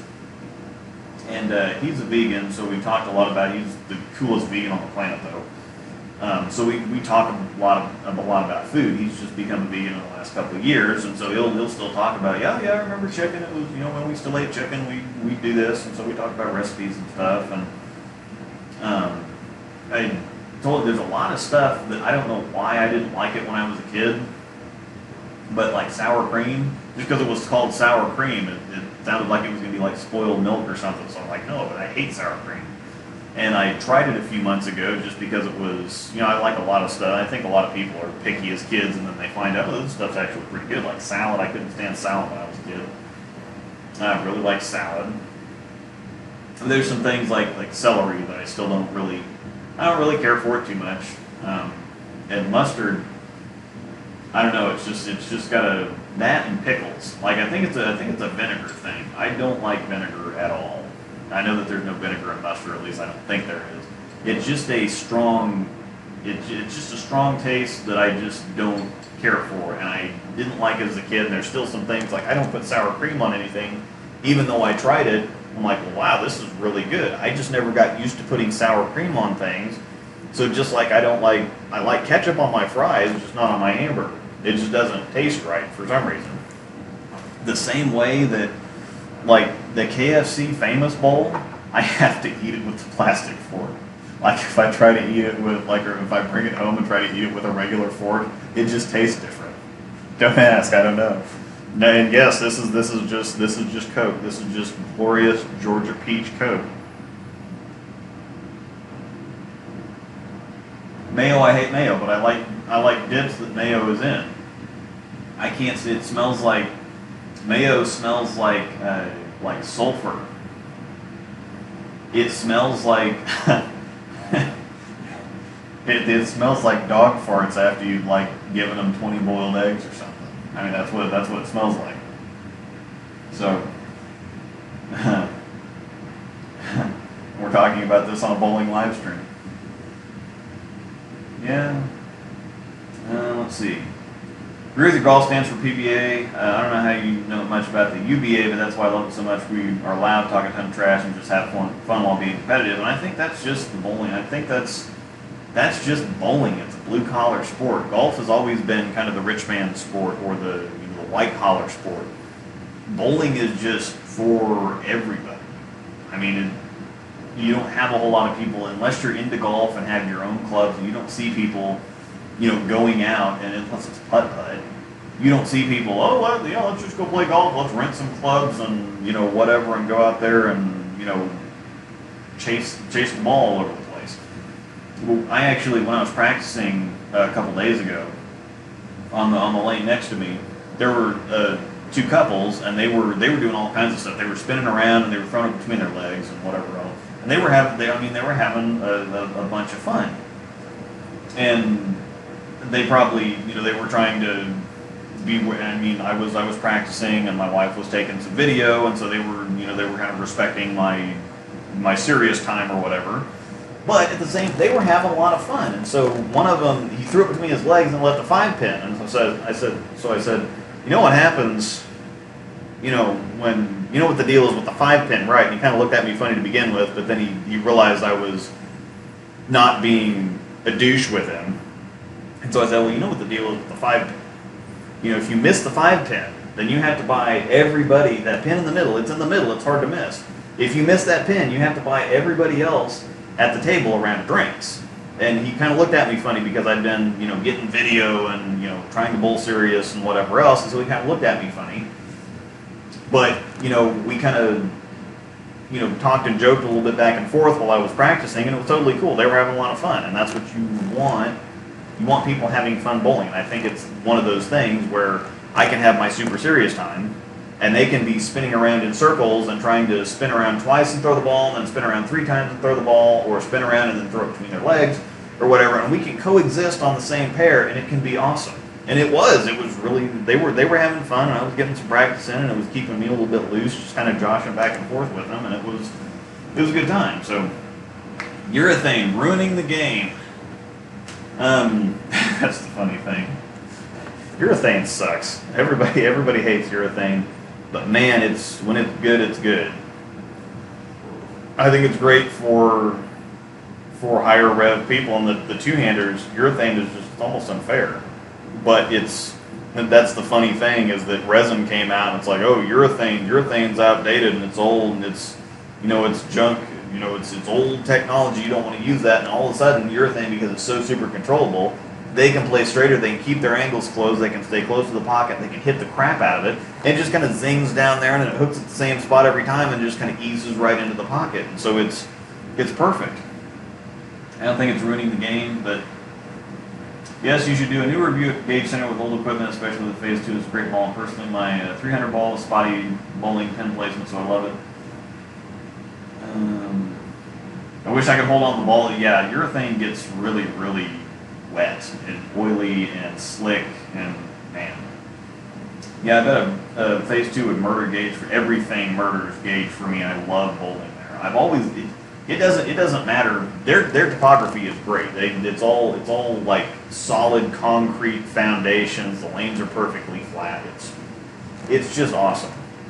Back when they had the wood lanes, and then when they had Lane Shield, and even when Lane Shield sucked, and it was there for 7 years, and they had flipped it around and turned it upside down, and put packing tape on it because it was falling apart and everything. It was great with Lane Shield. It was great with wood. It was great with the new synthetics. It's just, I like bowling there. That's kind of where I grew up bowling anywhere. Not really grew up bowling, but I did kind of bowl there when I was like 11 or 12 for a couple years, and then I quit while I was playing basketball and baseball and stuff in high school, and then I got back into it after I graduated, and that's just where we bowled at. So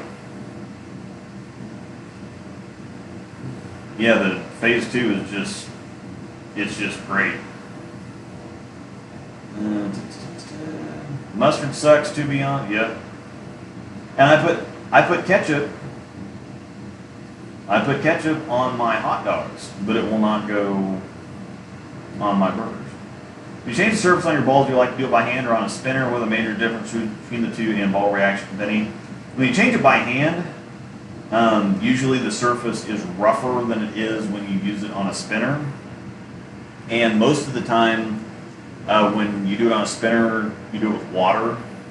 And so water kind of acts as a lubricant, and so you get a rougher finish when doing it by hand. So I think that'd be something interesting to do, because I think that the speed of the spinner would have something to do, rather than you just taking like a really rough pad by hand and scuffing it up. I did that with a Fresh 2000 pad for actually the Idol. When I made my Super Idol reviews, I took the Idol back to box, and I did it by hand with a 2000 pad. It was way duller than it would have been if I'd used water on a spinner.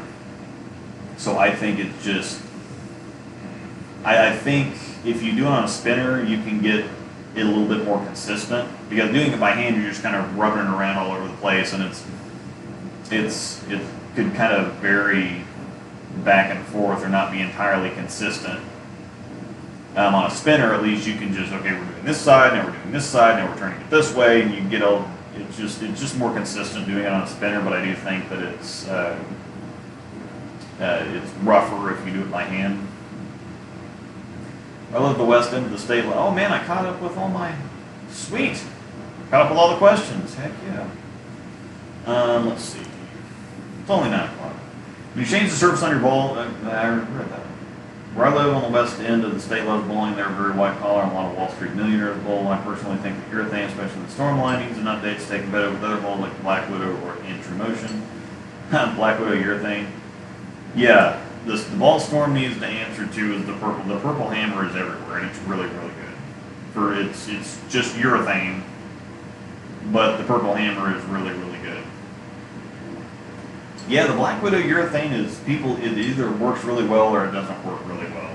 But the purple urethane is kind of next level legit. So,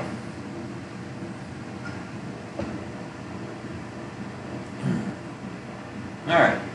So we've kind of caught up with some questions. So, I did want to recap you 2018 a little bit, which this is. I go to my analytics page, and this is not quite through the end of the year. This is through yesterday anyway, so it's close enough.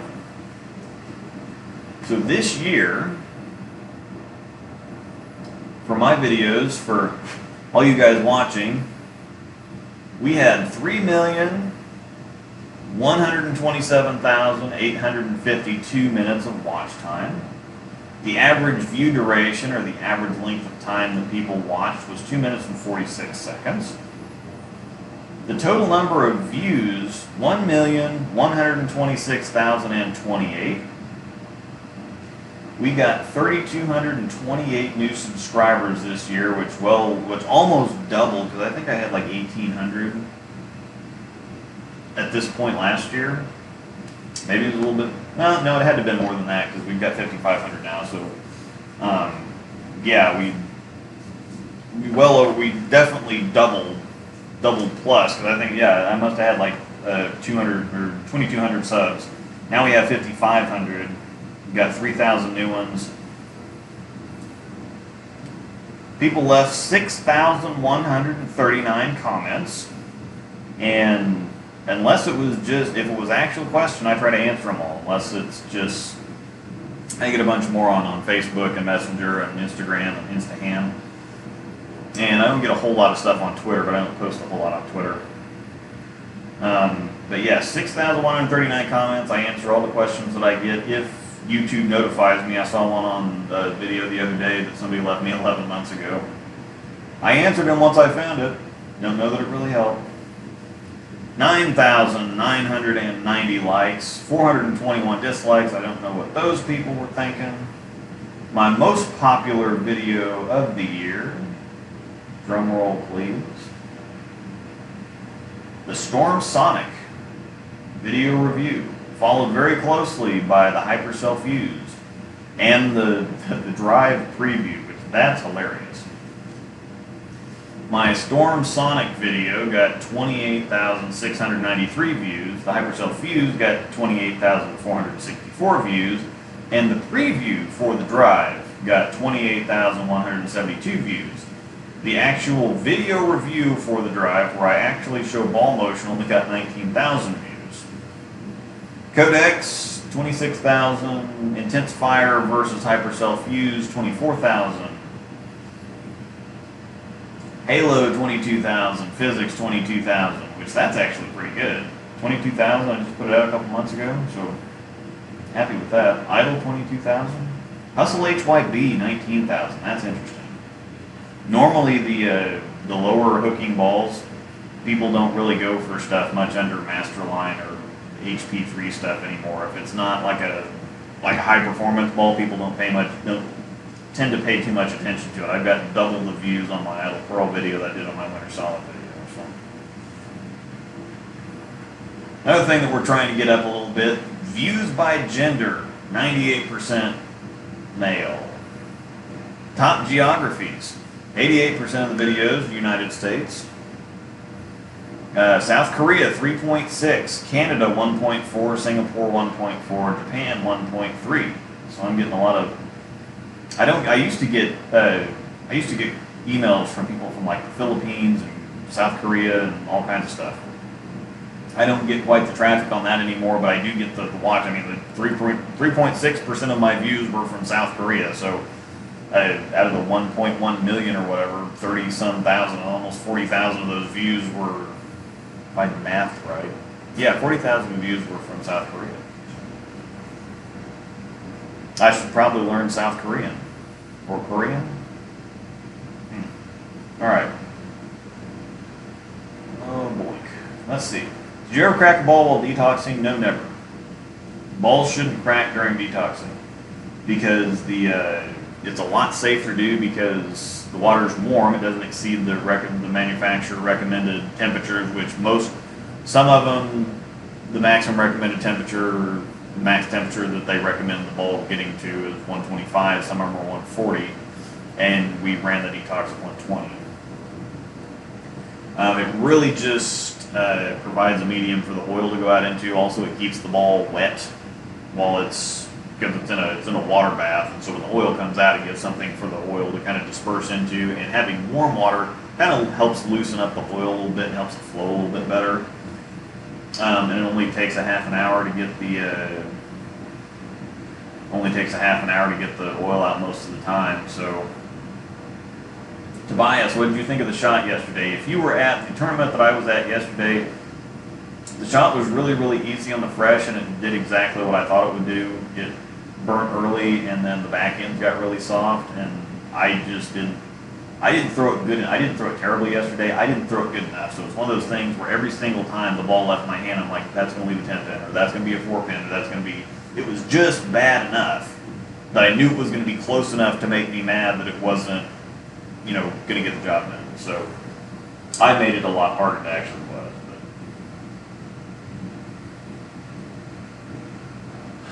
What's your house shot arsenal currently looking like between your houses?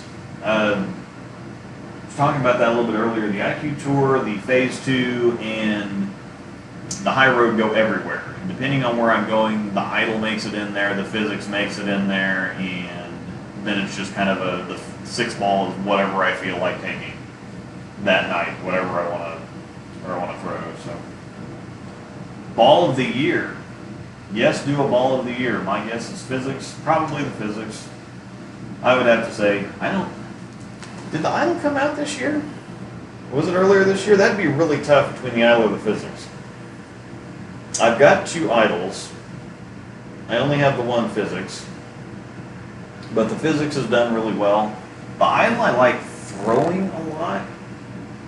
It just doesn't seem to, I don't seem to use it a whole lot, but I like throwing it. And it always feels like it's in play, or it's kind of like the IQ Tour. But yeah, I think it would have to be the physics, and in a very, very close second would be the idle.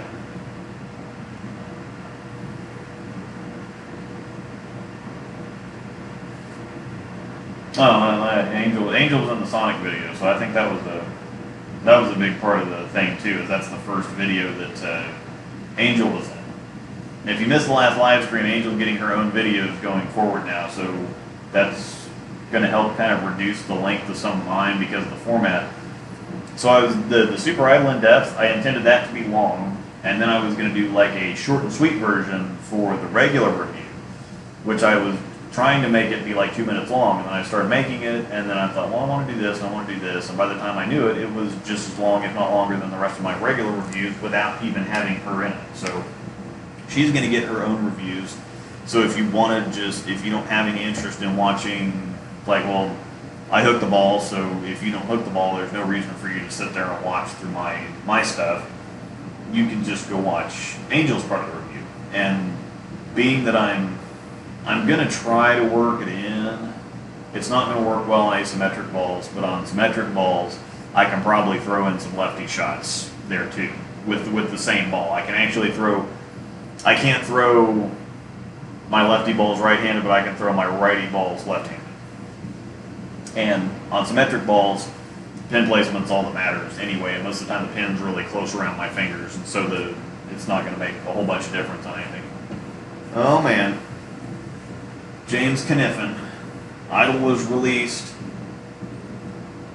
on March 9th of this year, still winning the donation war. Yeah, I think it came out the same time as the Sonic did, because I remember Angel being in the Sonic and the Idol video. That was another one of the first ones that she was in. $10 IOU, great live stream tonight, Luke. When are you going to start throwing bowling balls at skate parks like Belmo? I'm not nearly as good as Belmo. Now, I could coach him on throwing balls at skate parks, but he's already really good at doing that. So I wonder what a ball rep would even do with somebody like him, because he's so ridiculously bowling smart that I just don't even think, maybe a second pair of eyes to kind of bounce thoughts off of. But he's so ridiculously smart. He's a lot better than people give him credit for. And everybody, one of these two-handed, he throws pins around. He's just watching what he does and how he does it. And if you watch videos of him 10 years ago versus now, a lot of people say, well, you can't do that into your 40s and 50s, and two-handed bowling is just too hard on the body. His mechanics are so much quieter now than they used to be. It puts less strain on his body to do what he does, and Kyle Troop too. Kyle Troop's got really, really simple mechanics.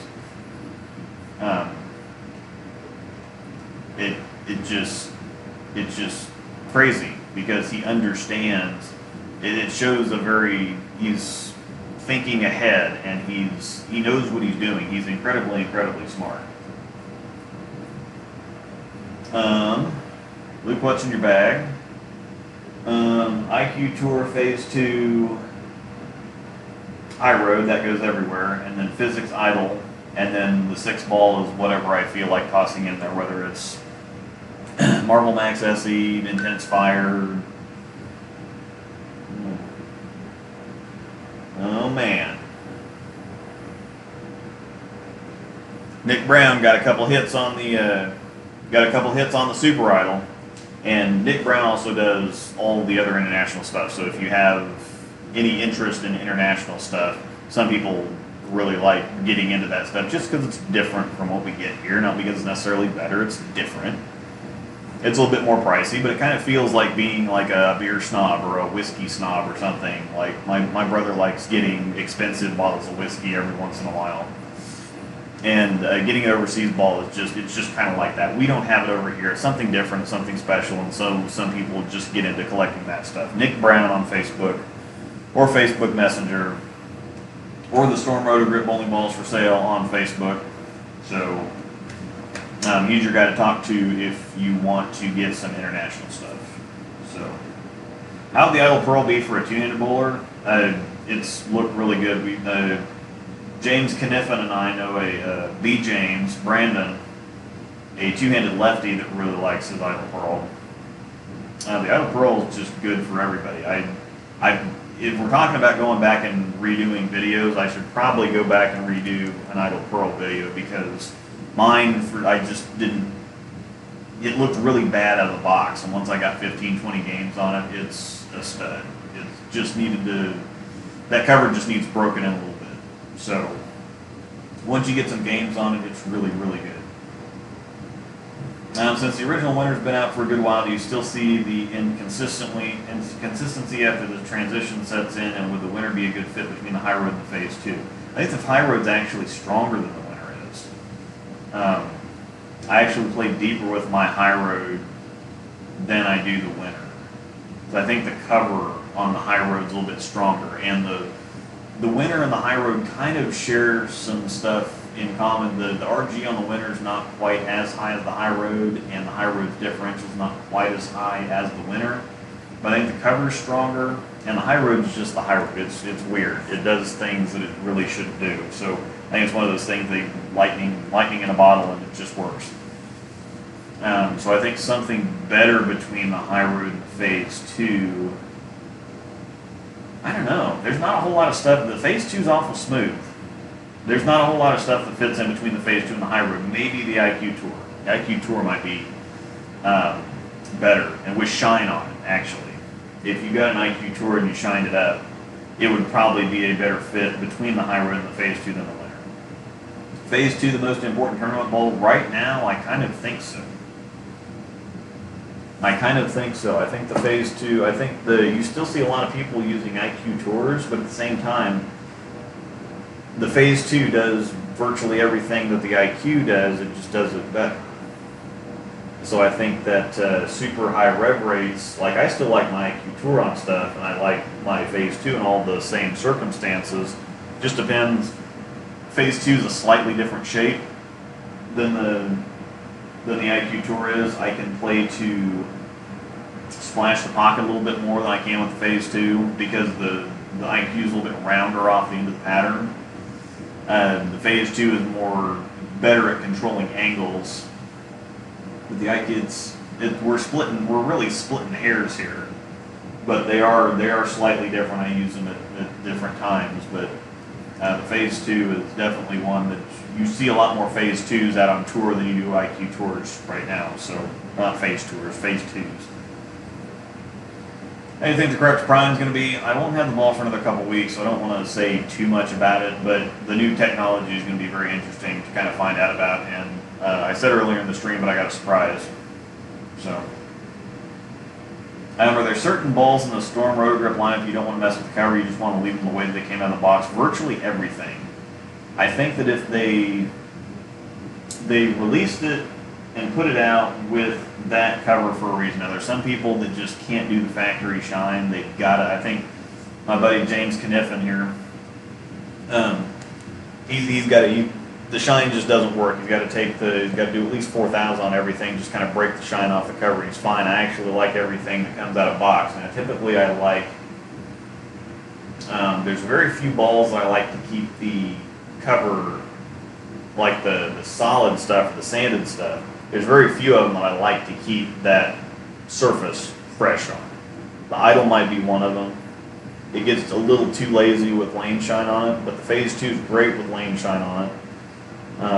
The IQ would probably be another one to keep the cover fresh on, and then the Physics is really great with lane shine on it too. So I don't like breaking the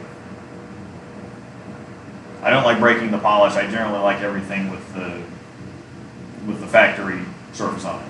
So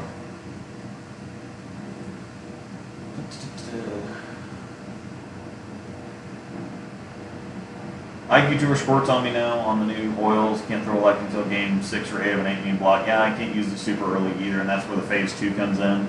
Because it's kind of the same look, it just handles more oil. It's just a stronger cover and a stronger core. So you know Storm is going to continue with signature line releases.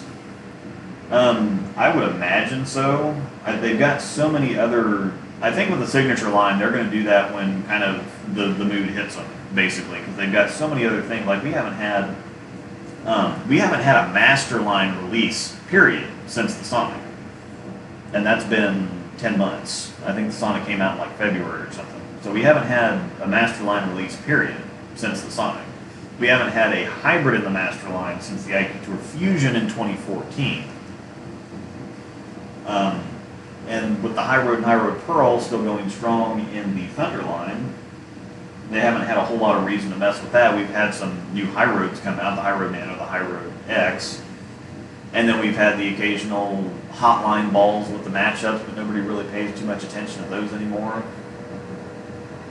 So I imagine they will, but the big things right now are the Premier Line balls. When the asymmetric Premier Line balls come out, people go nuts for them. And I think the same thing with the HP3 and the HP4 balls over on Roto. People just go nuts for the bigger hooking, higher performance stuff. So, you think the High Road Nano is better than the Idol? No. The High Road Nano is good, but it's not better than the Idol. The Idol is great, great, great. Ryan, how far are you willing to travel for Adam? I'm going to get to that question because that's hilarious that you asked that. How far are you willing to travel for a tournament? Got some in Southern Iowa for you. If it's we just got back from Tulsa. a couple weeks ago. We go to Springfield every year for a tournament. Of course, we go to nationals. Depends on the tournament, but some of the bigger, and there's also a Kansas City, the Greater Kansas City Open is they're kind of starting that with like the Greater Ozarks or the Greater Tulsa, so Greater Kansas City. I think that's the name. So there's kind of trying to start the same type of deal and make it the same, like make it like a destination for a lot of people to go to. And so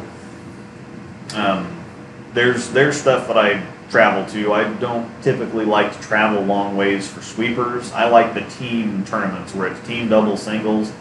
I'm not too big on singles, just like single sweepers, double sweepers, or something like that. I don't like traveling very far for sweepers, but the regular standard tournaments that are just more fun to go out and bowl than just to, because I definitely don't go to Tulsa to make money or Springfield to make money. That's more of a trip with the people and have a couple of days of fun bowling more than anything.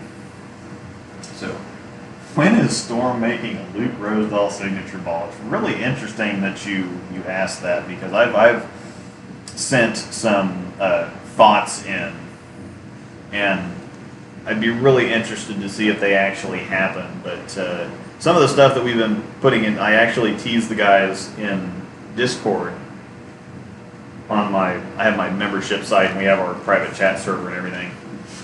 I was teasing them about stuff like the IQ Tour Fury, color of just deep crimson, the IQ Tour core with R3S hybrid on it, which is R3S hybrid is the intense fire cover. So intense fire cover on the IQ core, IQ Tour Fury, red, and I can't remember what the scent was. Oh, there's puppies. You're probably muddy. You've been outside, haven't you? And then another one, intense velocity. NRG solid, the Rad E core from the Intense. Dog, don't, no, back. What are you doing? What are you doing? There's cords, puppers. I know. There's cords and stuff. I know. Come on. What are you doing? Fluffy tails. See the tails, maybe? You got leaves. This husky is where it just goes outside and lays down, and she gets leaves in her fur everywhere. So yeah, I've had some cool ideas. Also, the vintage lines that everybody's coming out with. It's basically just admitting, well, we can't make anything better than we already did, so here's the Inferno again 15 years later. But, how cool would it be, like, the Rad core, the original Rad core, because now we've got the Rad 4 core that's in the codes, we've got the Rad X core that's in the locks, we've got the Rad E core that's in the intenses, but the original Rad core, the radial accelerating disc core, was in the original X Factor. And I thought, well, people like nostalgia, but re-releasing a ball that you made like 15 years ago is, like I said, just basically admitting that you haven't made anything better since then. But what would be cool to have like a vintage name, but updated? Like another one is X Factor Evolution. So you use updated tech. So like the X Factor, I remember being very Marble Pearl-ish. So you use the Marble Pearl cover and use one of the new Rad cores. You could even make 3 different, like special editions. Like you could make a solid, a hybrid, and a Pearl version. But put the Marble Pearl cover on like the Rad E core from the Intenses, X Factor Evolution. So you're kind of showing it all started with the X Factor. Now we're updating it. We're not doing a vintage thing. We're updating kind of a nod, or kind of paying tribute to an older ball and building something based on the technology that kind of started there. I think that would be really cool. Best flavor of Coke? Definitely the the Georgia Peach is really good. California Raspberry is fantastic.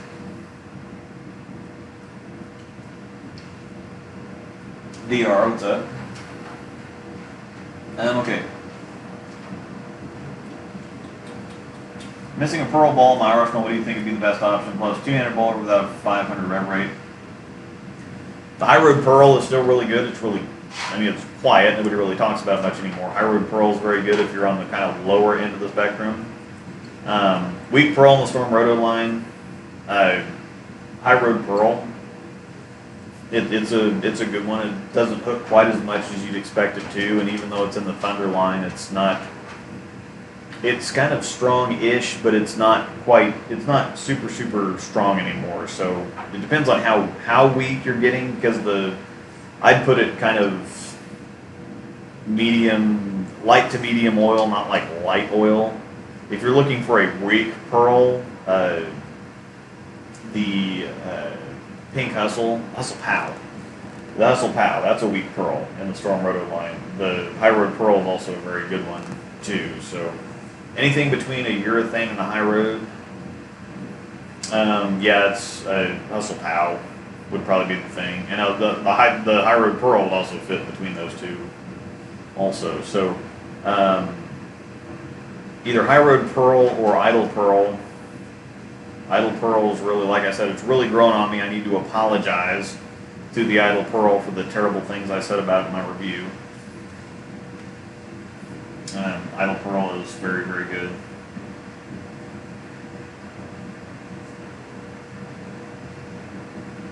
All right, we've about reached the end of the questions. I've about reached the end of my fabulous Georgia Peach Coke. I did say earlier, but we've got this True Blue cleaner that came out. We've got a new deluxe backpack that came out too that's really cool. So this is an all natural cleaner. You can drink it if you wanted to. Safe, 2 plant extracts, safe, powerful, all natural, biodegradable cleaner. Chad actually tried it on a video as a mouse spray, so it doesn't taste very good, but we're going to see how it works as a ball cleaner. I like the reactive foam, but I'm going to make a video because I've got an IQ that's very dirty and in need of a cleaning, and we're going to see how it works. So, how do you feel about the Sherlock being discontinued? I hear you say it's something you wish you had some tourneys. Yeah, with the Crux Prime coming out, it might be okay, and I think that's, I was wondering about that when the next solid was going to come out, because the Sherlock was there, the Codex was there, and we were due for a solid intense or a solid something. When the physics came out, I was kind of surprised they released 2 hybrids back to back with the intense fire and the physics, especially so close to each other. And now we've got another one. So if they feel comfortable discontinuing the Sherlock, then it's probably a good sign for the Crux Prime, really.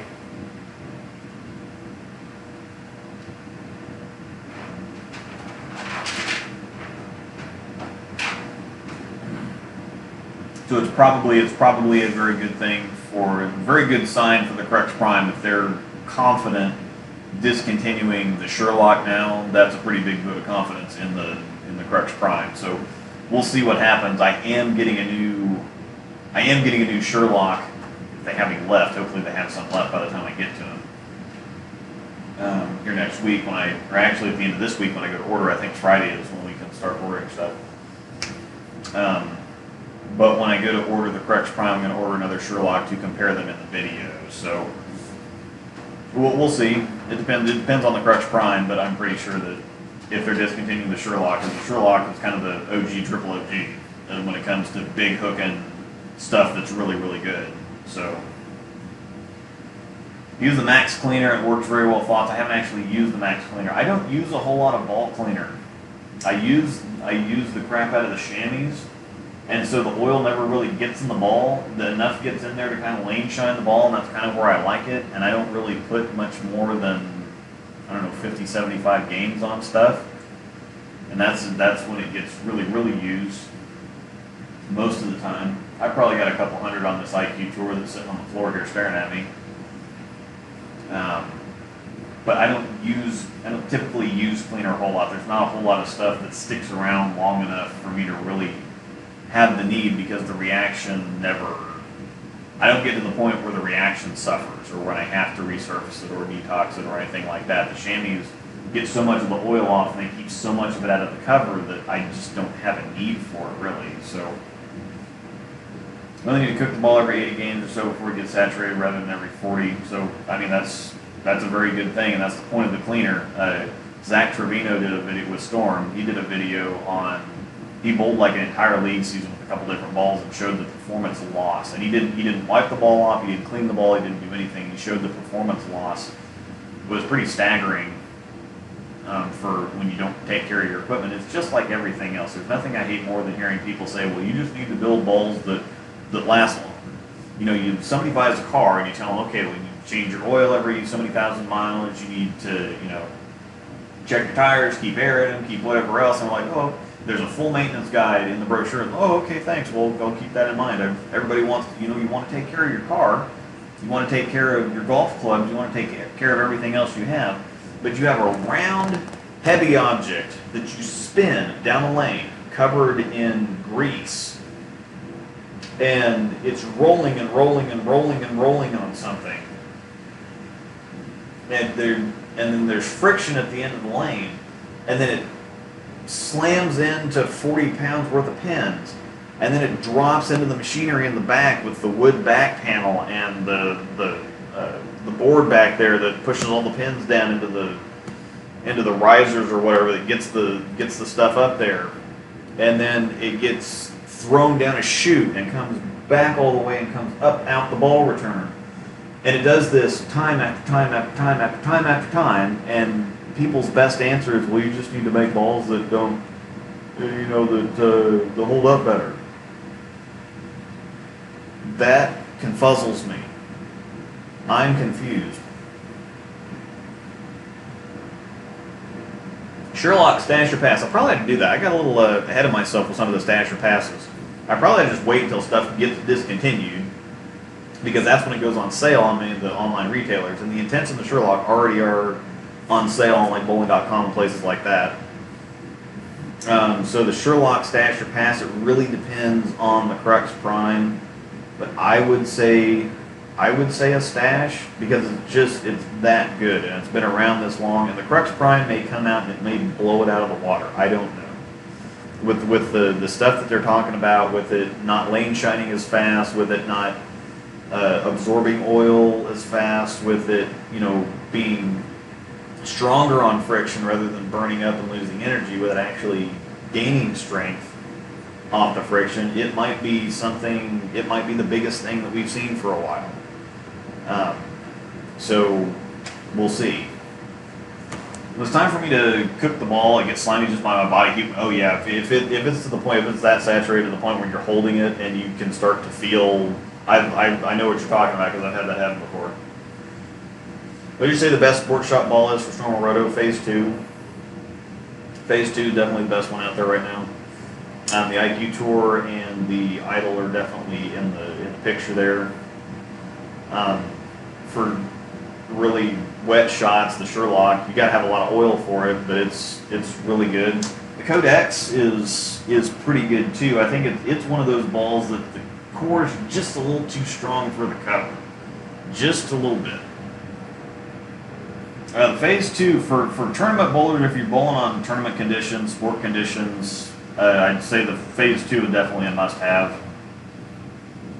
High Road Nano is a good, yeah, High Road Nano is another one of those. It's kind of like a stronger version of the Winter Solid. So if you like your High Road Nano, you would probably really like a Winter Solid for a little bit drier conditions. The Nano is probably 3 to 4 boards stronger than the Winter Solid. So for tournament bowlers, it's if the tour guides are throwing it, and that's what I've always told people, tour guys or staffers or whatever else, you know, it's just kind of the marketing game where new ball comes out, so everybody's going to be talking about the Crux Prime, everybody's going to be ramming it down your throat. But just wait and see if they're actually throwing it. If staffers, we have access to all these different balls, and they can talk a big game, but if you go out and they're bowling in tournaments and they're throwing Phase 2s and IQ Tours and Sherlocks and all this other stuff, well, they're going to talk everything up, they're going to promote everything, they're going to advertise everything, but it comes down to performing well and making money, really. So if I go to a tournament, I want to do well and I want to make money, and I'm going to throw what's going to give me the best chance to do that. Obviously, they would prefer it's the new stuff, but at the same time, if we're throwing Storm Roto stuff and we're having success with it and it causes you to go buy a Phase 2 even though it's been out for 2 years, they're not going to be mad at that. So, but again, some other stuff, like I've seen a lot of people throwing the physics. I've been throwing that a lot. I've seen a lot of idle pearls out there.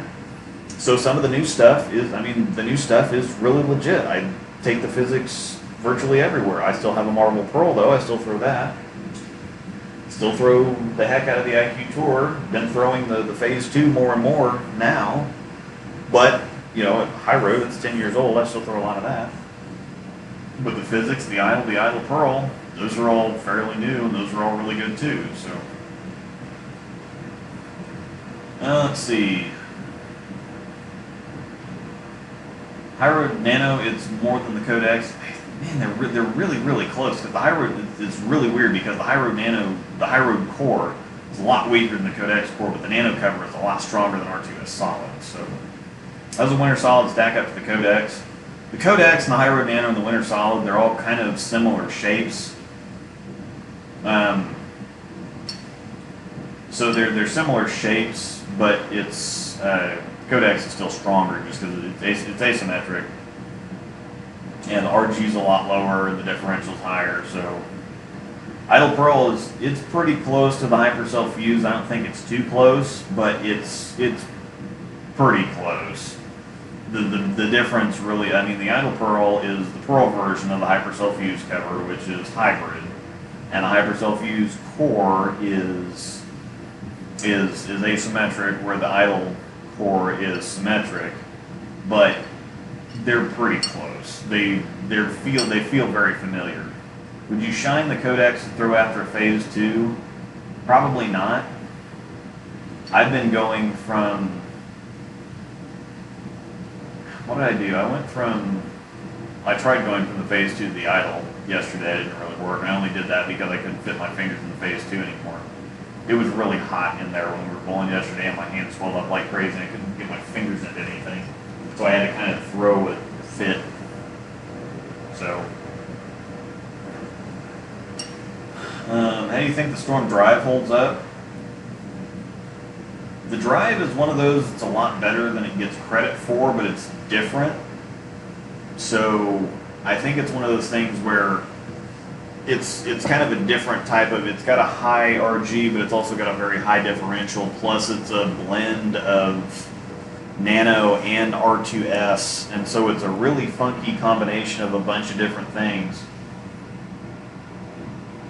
And yeah, the Drive is, what's up, Nick?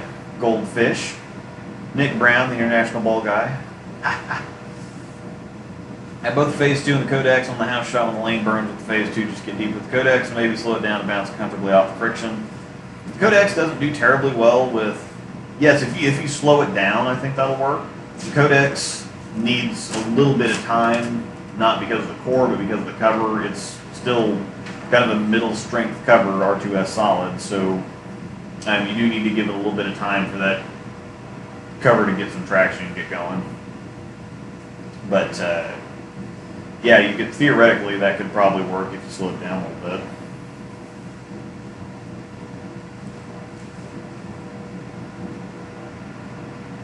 Yeah, if you slow it down and you get some friction out there, I think you're gonna be just fine with it. Oh, Shay, dropping in with the 10 spot there.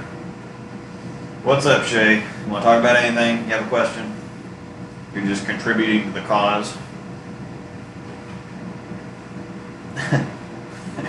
Contributing to the crazy ball cause. I don't know if the Alpha Crux thing is going to happen for the Crux Prime video. Happy New Year to you two. Here in a couple hours. Had 280 with it, followed by another mid 200s, and was after the burn of the Phase 2. If it works, it works. There's a lot of people that ask me all kinds of things about layouts and surfaces and all that stuff, and I'm like, man, if it works, don't even question it. I had there's one guy that sent me an email, and he asked me about, he's like, so I've got a physics. What would be what would be a good ball down for that or a good step down from that? And I said, honestly, I've been throwing physics high road a lot. I said, it sounds crazy because that's a super big drop, and the numbers are different.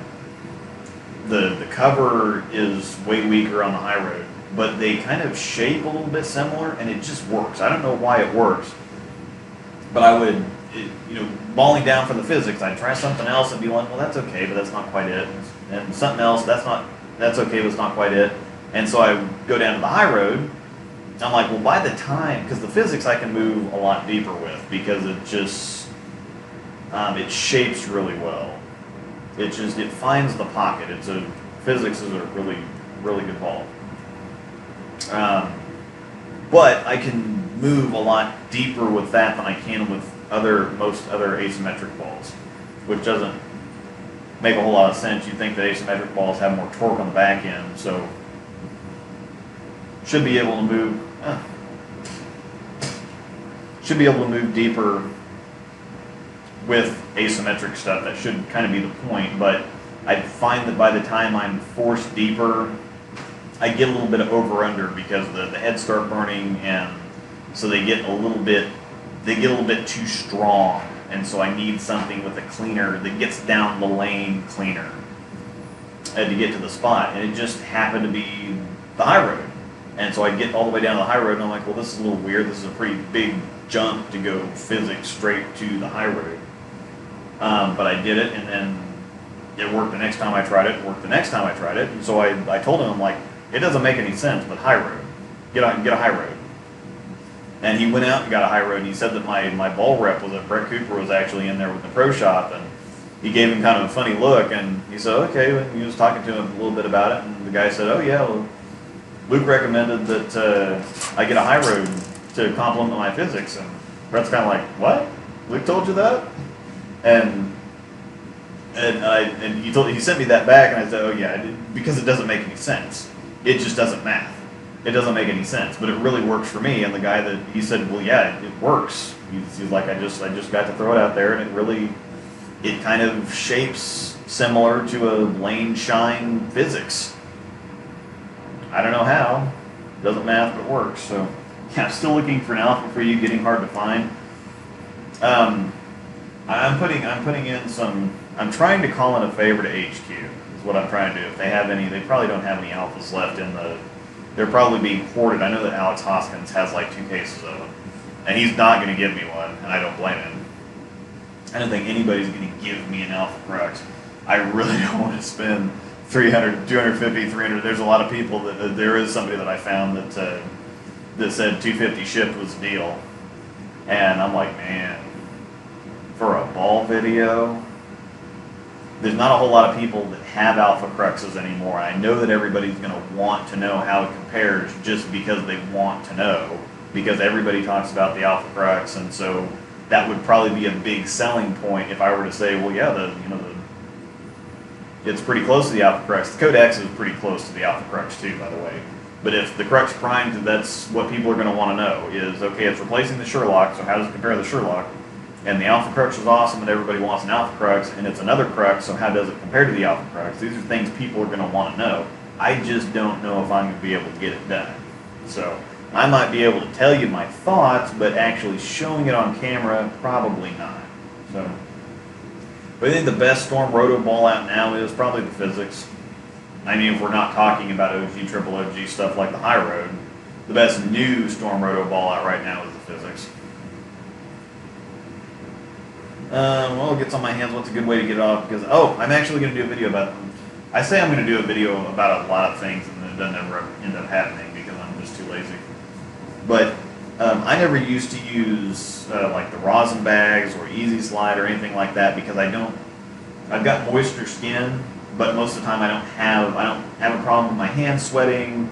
Generally, I don't have a problem with the ball slipping off my hand or sticking on my hand. I've got a pretty clean release, and so I just never had to worry about it. But there was a tournament that I went to over the summer where it got really hot in there, and everything just started getting sticky, and I was 60. Well, actually, that was a tournament where I still finished I didn't make the cut to the top 8. I missed it by like 5 pins, but I missed a couple 10 pins because they just stuck. And I left a couple 10 pins to begin with that I ended up missing because the ball stuck coming off my hand. And it was just nuts. And so I started using a rosin. There was somebody else that was not having, that I was bowling with, that was just, his hand was just chalk. And I don't go to that extreme. But it was always just easy slide rosin, easy slide rosin, easy slide rosin. I'm like, man, I'm just going to have to break down and do it. And so I started doing it, and I don't always use the easy slide. It does come in handy when I start getting a little warm, or when it gets warm in the building, or when I've been bowling for a couple games. Most of the time the rosin bag will get me through the first couple games. But by game 3, I might need to use just a little bit of easy slide. But rosin bag and easy slide just creates a consistent release. And so if you get the rosin bag going, just keeps your hand dry, and it's more consistent. It's not necessarily that for some people, and some people have really dry hands, they have trouble hanging onto the ball. But I think for me a big thing is, especially like what you were saying, when oil gets on your hands, yeah, try washing your hand to work for 2 shots, rosin bag. I've got, let me see, I've got one of the Stormoji ones. It's got they got a smiling face and a happy face, a mad face, and they've got the other ones, the blue one and the black one and the red one that are all scented like different stuff. But one of the rosin bags would be a good idea. So yeah, rosin bag I think would help with that problem. What do you think will replace the intense, or is it already too close to something else? No, I think it was kind of a unique motion because the really chuggy for a pearl ball. Like I said, I feel like the intense and the fire, the intense and the intense fire feel flipped. Like the intense fire is a hybrid that feels more like a pearl, and the intense is a pearl that feels more like a hybrid, because the intense is really chuggy and early and strong, and the intense fire goes further down the lane, and it's you know, more archy off the end of the pattern. The intense just hits the lane it wants to go. So I think we're definitely, I know that we're definitely going to be seeing more of the core that's in the physics. So we're going to get a pearl physics at some point. So we'll have to see. It depends on the difference in the cover, because it was R3S on the intense, and with NRG hybrid being on the physics, we'll have to see what direction they go with the pearl cover on that core. And then with the Crux Prime coming out in this new cover stock, and we're going to eventually see hybrid and pearl versions of that cover stock, I'm sure. So, based on what they're talking about with this new cover, a pearl version of that cover on whatever core, whether it's the atomic core or whether it's that would actually be interesting to have spec pearl on the new atomic core. That could be close to an intense, theoretically speaking. Yeah, well, yeah, if they want to know that bad, they can pony up the money. Yeah. Yeah, well, that's the thing, is I like making the videos. I like watching the videos, and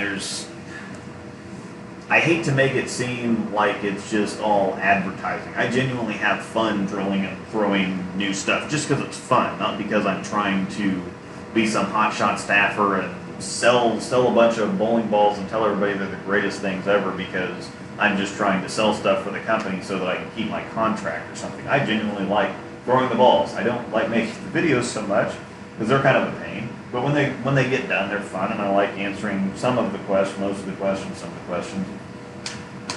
And it's just fun to drill new stuff. It's enjoyable. So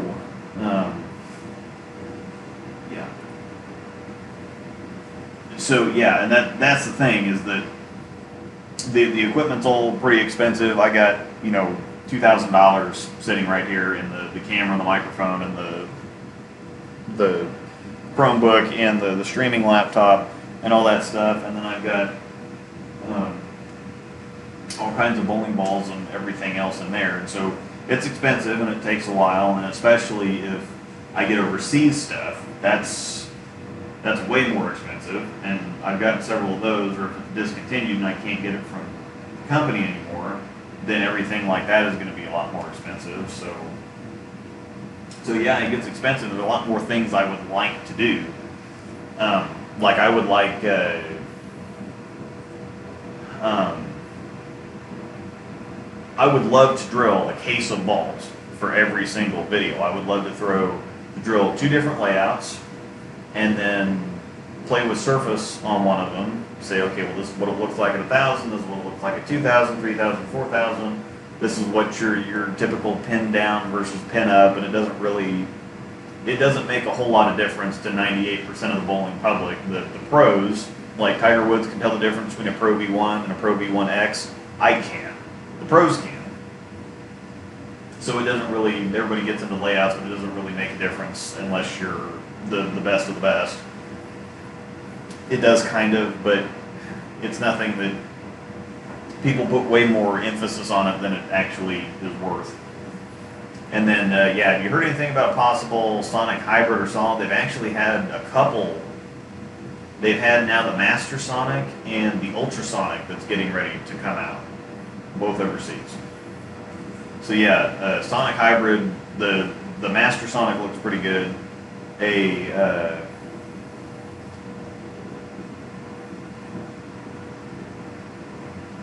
Okay, well that's just interesting.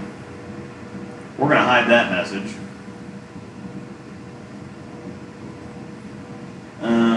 Let's see.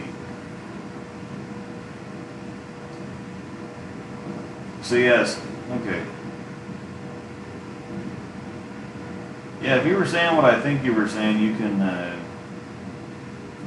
kindly unsubscribe to my channel and never comment again. Those that are broke understand better about doing dollars on balls, especially if it isn't a ball he wants to keep. Yeah, it's if I'm just doing it for a video.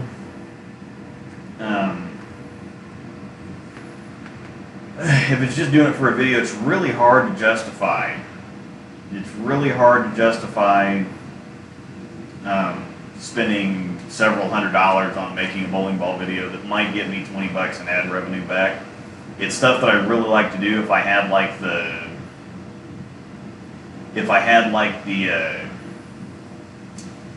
you know, if I was LeBron James or something, had millions of dollars laying around all over the place, I'd do all kinds of stuff. But going back to what I was saying, or I was distracted by the incredibly rude comment that I blocked, I would like to drill a case of balls, and so I would have 2 different layouts, and then one do some surface changes on it. One would be for Angel, and then one I would actually drill in for left-handed, so I could have all the kind of, I could do just a bunch of different everything.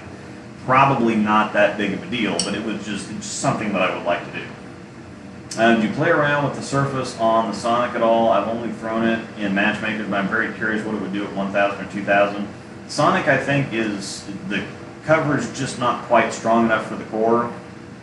I think that if they put a stronger, like if they put the Phase 2 cover on it, that would be very interesting, because it's a really, really strong, chuggy core.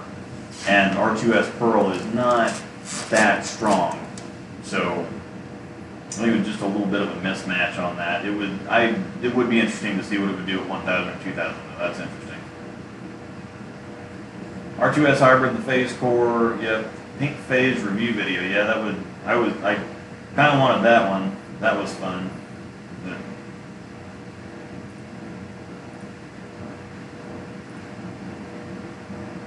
Okay.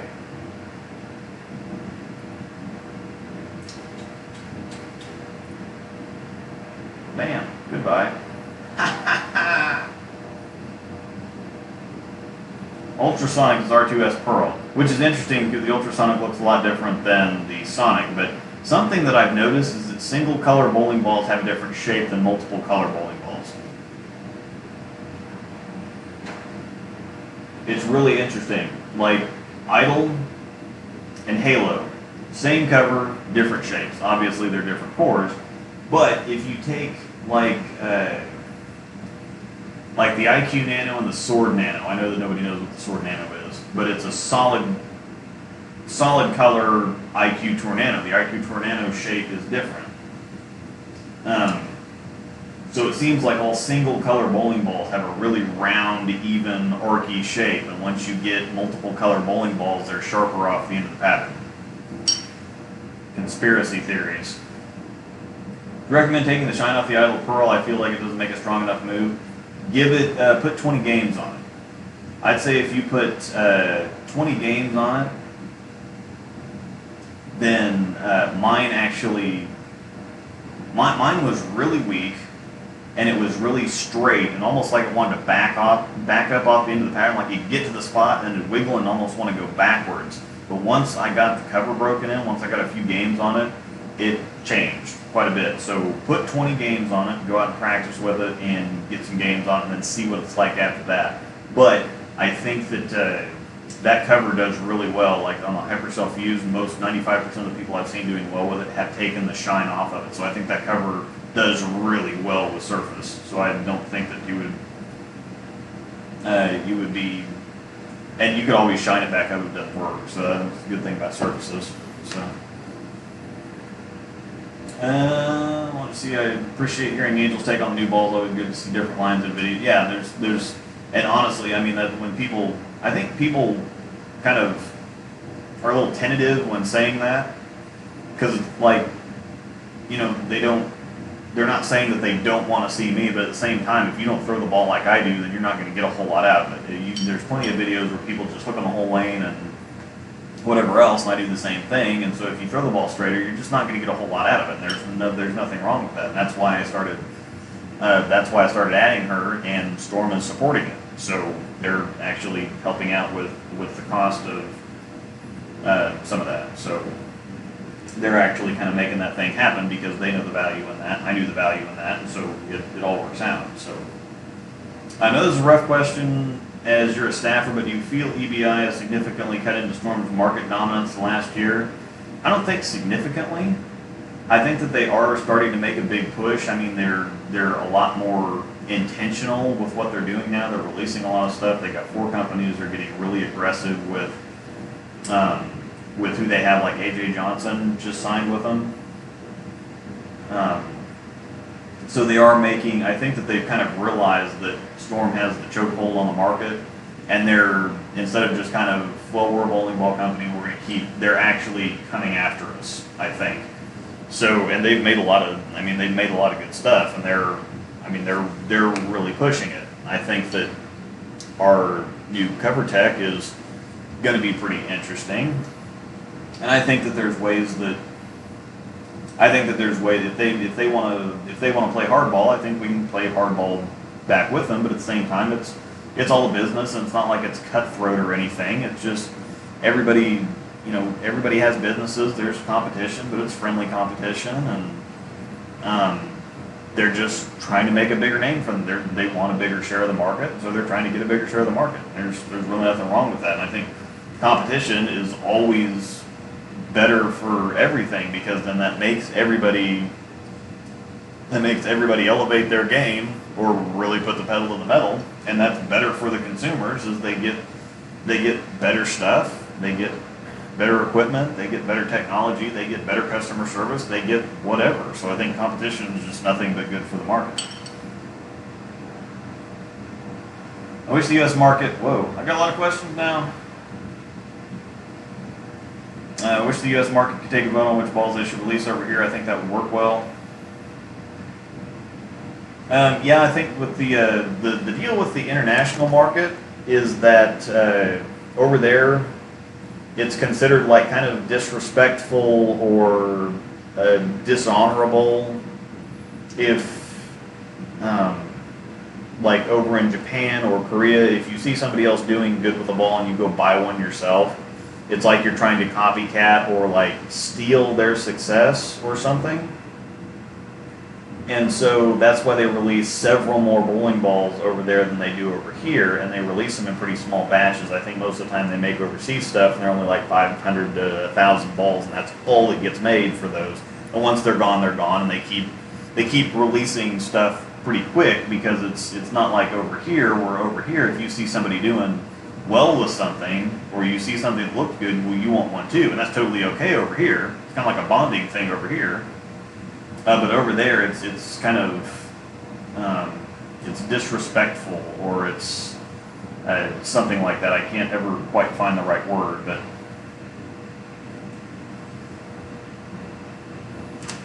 Fuse and Sonic are honestly stronger, weaker versions of the same shape, pretty much. I think the Fuse has more torque on the back end, but which obviously it will because of.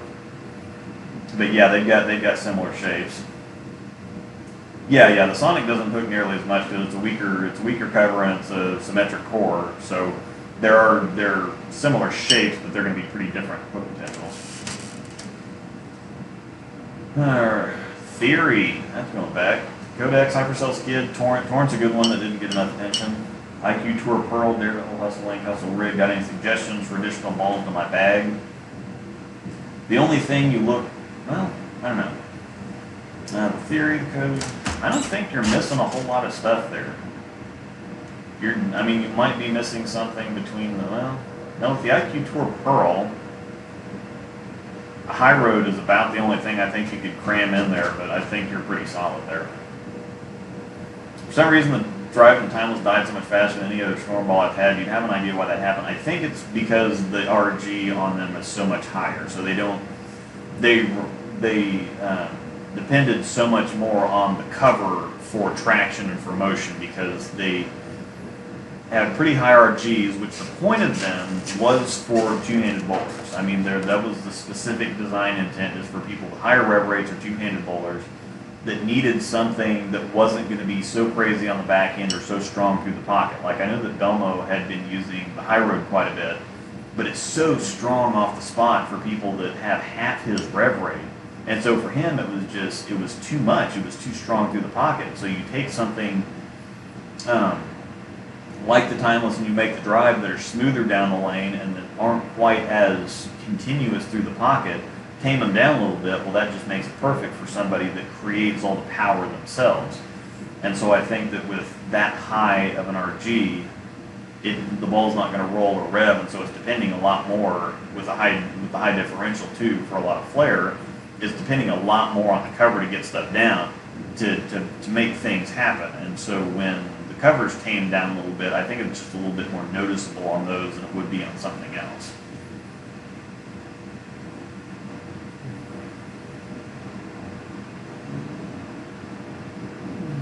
First last, I averaged 164 my first year, 205. Second year was playing to hit 215, and said I'm at 200. I went from a team where I was the best to the worst, and I think the pressure is getting me.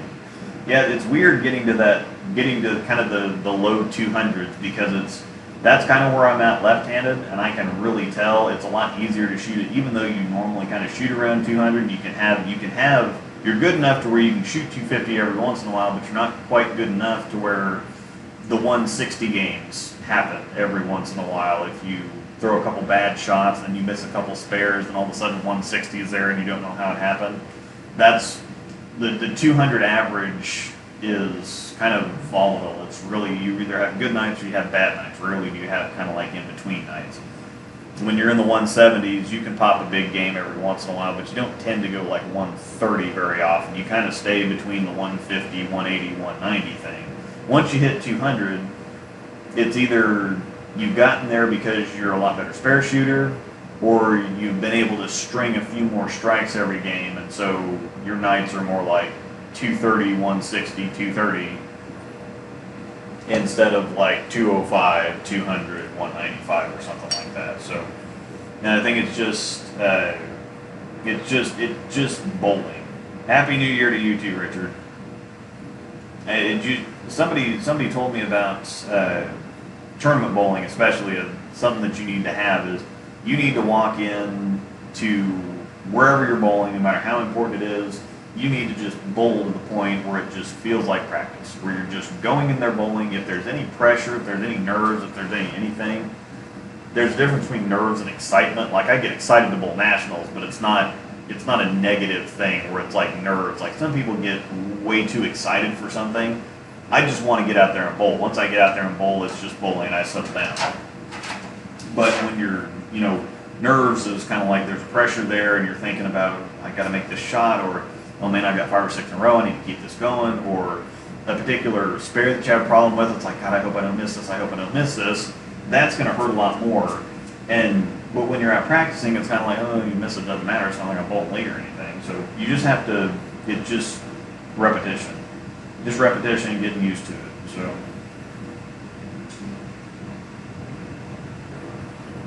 Cortex can get really interesting. I think the physics core developed with VR Tech and the Mocanella stated he will cut weight holds 25% reaction to 7% by the time the rule's in full effect. People aren't going to notice when weight holds disappear. They're just not. They think they are, but they're not. Storm or Roto are planning on, I don't know anything until, would you know if Storm or Roto are planning on releasing a new pearl urethane like the Pitch Blue, or is Royal Lark just moving away from urethane altogether? I really don't think so. I think that they've got the Pitch Black, which is kind of their thing, and then Rotogrip has the hot cell. But their big sellers, or the stuff that people's really interested in, is the Master Line, Premier Line, HP3, HP4. And so as long as that's what's popular, that's what they're going to hammer. So they probably will release a new pearl urethane, especially because of how popular the Purple Hammer's been. Purple Hammer is the best urethane ball out on the market right now, period. So they're probably looking at doing something like that to kind of get back into the urethane game. But yeah, urethane's going to be here to stay for a while. So, yep, absolutely love my drives. My go-to benchmark for tourneys. There was a guy that I pulled next to at League last week that had 550 something going in with his drive. He had the front 10 he went 280 something, 269 or 268 or something. So, and he has a big rev rate, and it looks really good for him. So, oh, crunch. Well, about 50 to 100, depending on my schedule games a week. Yeah, that would be a good investment for a ball cooker, a detox machine. The detox machine is expensive. It's like $1,800. So, if you can find a detox machine in a pro shop around, they do have the portable ball cookers. Those, I don't really recommend those too much. The detox is so efficient and it's so safe on the bowling balls. I know that the little personal, innovative ball cookers for like $250, $300 or whatever they are. I think that those are probably okay. It's just the detox is so much more efficient, so much safer that it's obviously not something that you want to buy yourself. Or I don't have $1,800 laying around. So, but if you can find one in a pro shop, it's the best thing to do for like $20 or whatever. What would be your choice for a 3 to 4 ball arsenal? Actually, the 3 to 4 balls I was talking about earlier, I take around everywhere. Physics, Phase 2, IQ Tour Hybrid. That's what I would do. Now there's a little bit of overlap in terms of coverage there, but the physics can handle the heavier stuff as long as you keep the cover fresh. The Phase 2 is just great for sport stuff, period. IQ Tour is just, it seems to work on everything. And the high road, when the lanes get a little bit burnt, it gets down the lane pretty easy, and it's got a lot on the back end. So, Storm's best lineup right now would probably be Physics, Idle, Sonic, and Pitch Black, but that's not accounting for air rate. Yeah, the most balanced. I think the Idle and the Physics. There's a pretty big jump from the Sonic to the Pitch Black. But as far as urethane goes, yeah, that'd be pretty good. You probably need something in there like a Hustle Link. Is there any way to get urethane to mud? No, it's just urethane does not absorb oil at all, and so when the oil gets on urethane, it doesn't soak into the cover at all, and so it just sits there on top of it. So you need a chamois. You need a chamois. You just need a chamois. That'll get the most oil off and keep it off the ball, and the best. I mean, but it's urethane. Urethane's going to be slimy. So, opinions on Pete Weber. It's just age is catching up with him. I mean, it catches up with everybody, and it's not so easy for him to get loose, and the game's changing, and I think it's just. He's going to have a bunch of fun and do really well on the senior tour, but age is catching up to him. That's really all. He's got aches and pains, and he's got injuries, and he's got stuff. And Norm Duke's kind of dealing with the same type of thing, and it's frustrating. I think intensely frustrating when you just, in your head, you're a certain way, and it's just like me and my bowling with my kind of mechanical problem. It just, when I know what to do and can't physically do it, you can't physically do it consistently or all the time. It's really, really intensely frustrating because in your mind you've got this perfect idea of this is what it needs to be, and then you try to do it and you can't do it, or you get hurt, and then it's just crazy frustrating. So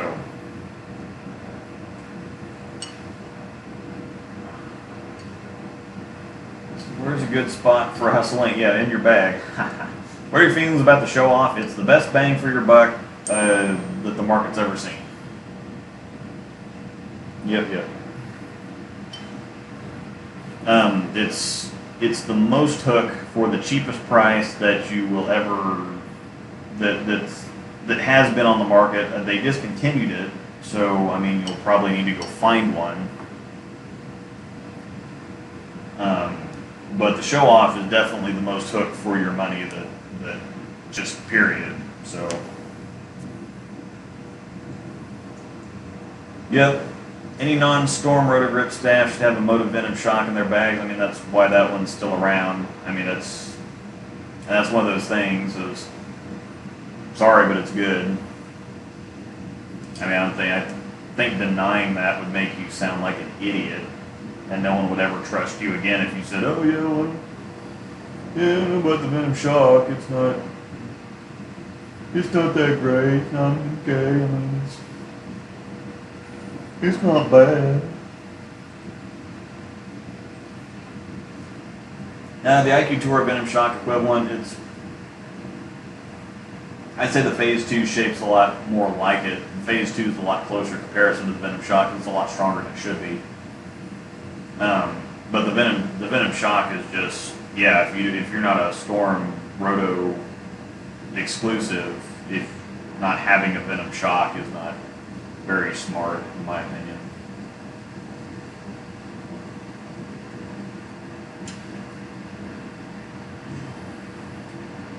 So anyhow, it is 10 o'clock.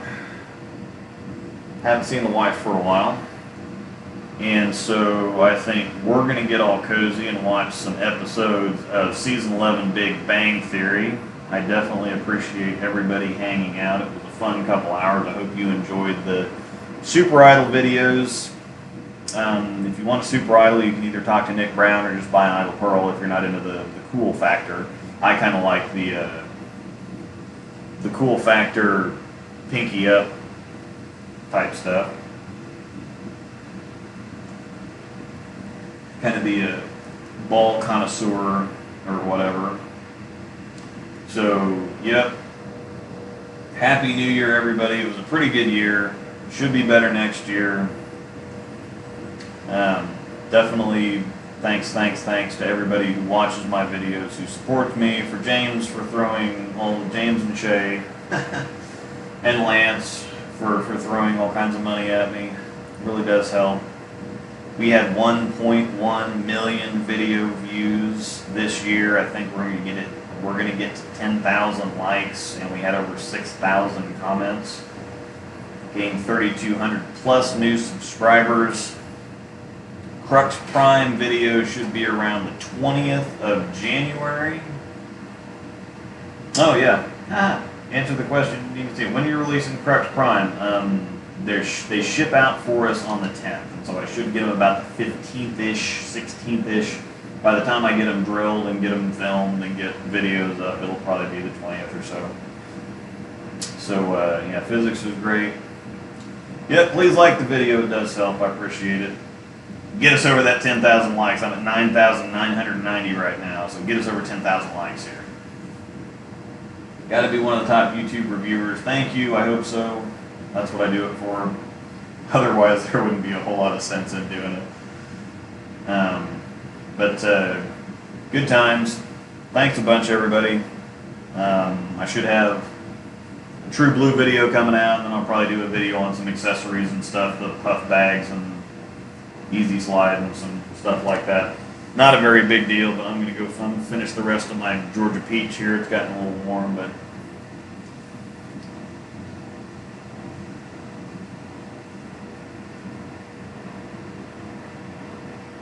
I'm out of here. Promote the ball giveaway. Oh yeah. www.patreon.com/Luke Rosdahl, $5 a month, private chat server, articles, coaching articles, and I do a ball giveaway every month. So, about to give one away on the 5th, matter of fact. So here at the end of the week, giving our monthly ball drawing, $5 a month. So, yeah. Yes, I should be. Yeah, that'll actually do it to take me up to. I don't have like a running count, but there's 31 likes on the video now, and I had 9,990 as of yesterday, so I'm pretty sure we're there. So, thanks a bunch, Jonathan. Enjoyed kind of getting to know you a little bit tonight. There are several people that. Brian Ford, he's been down for me to coach a couple times. James Kniffen helps me out a lot on the Discord and things in general. And then there's James. I recognize you, Silver. All kinds of people. I like seeing new names too. So thanks a bunch. I'm out. See you later. Puppies. Do we want to see puppies before we take off? Meastles. Come here, Meastles.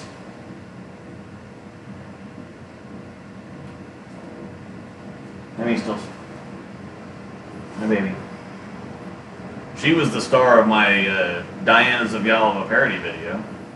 She doesn't like being held, so she's a little nervous. You don't like being held, do you? Nope. You like scratches, but you don't like being up high. Alright. Oh. For the ball giveaway, would you ship to Australia? No. Sorry. the ball drawing winner that we had this month lives in Alaska, and that was $115 to ship a 16-pound physics to Alaska, so sorry. I just couldn't send it to Australia, so yeah, it's worth joining the Patreon for the articles, and like I said, we have a private chat server, and everybody's really into it. But yeah, if you should be some cherries. Yeah, I'd spend $50 shipping you a $10 chamois. But anyway, no, I couldn't work that out. So yeah, and I do. Hey, by the way, Aaron, if you want, I do have on our Discord server. If you go to Discord, it's Storm Nation on Discord. No space, Storm Nation. We do have a general channel. So if you want to get in and talk to people on the channel, we do have a private chat server or we do have a private Discord for Patreon members. But anybody who just follows me or watches my videos or whatever, we have a general channel too. So if you don't want to do the Patreon thing and you still want to kind of talk to everybody, just go to Discord, sign up for that, and then Storm Nation, and we have a general channel. So, thanks everybody. I'm out. Hasta. Click.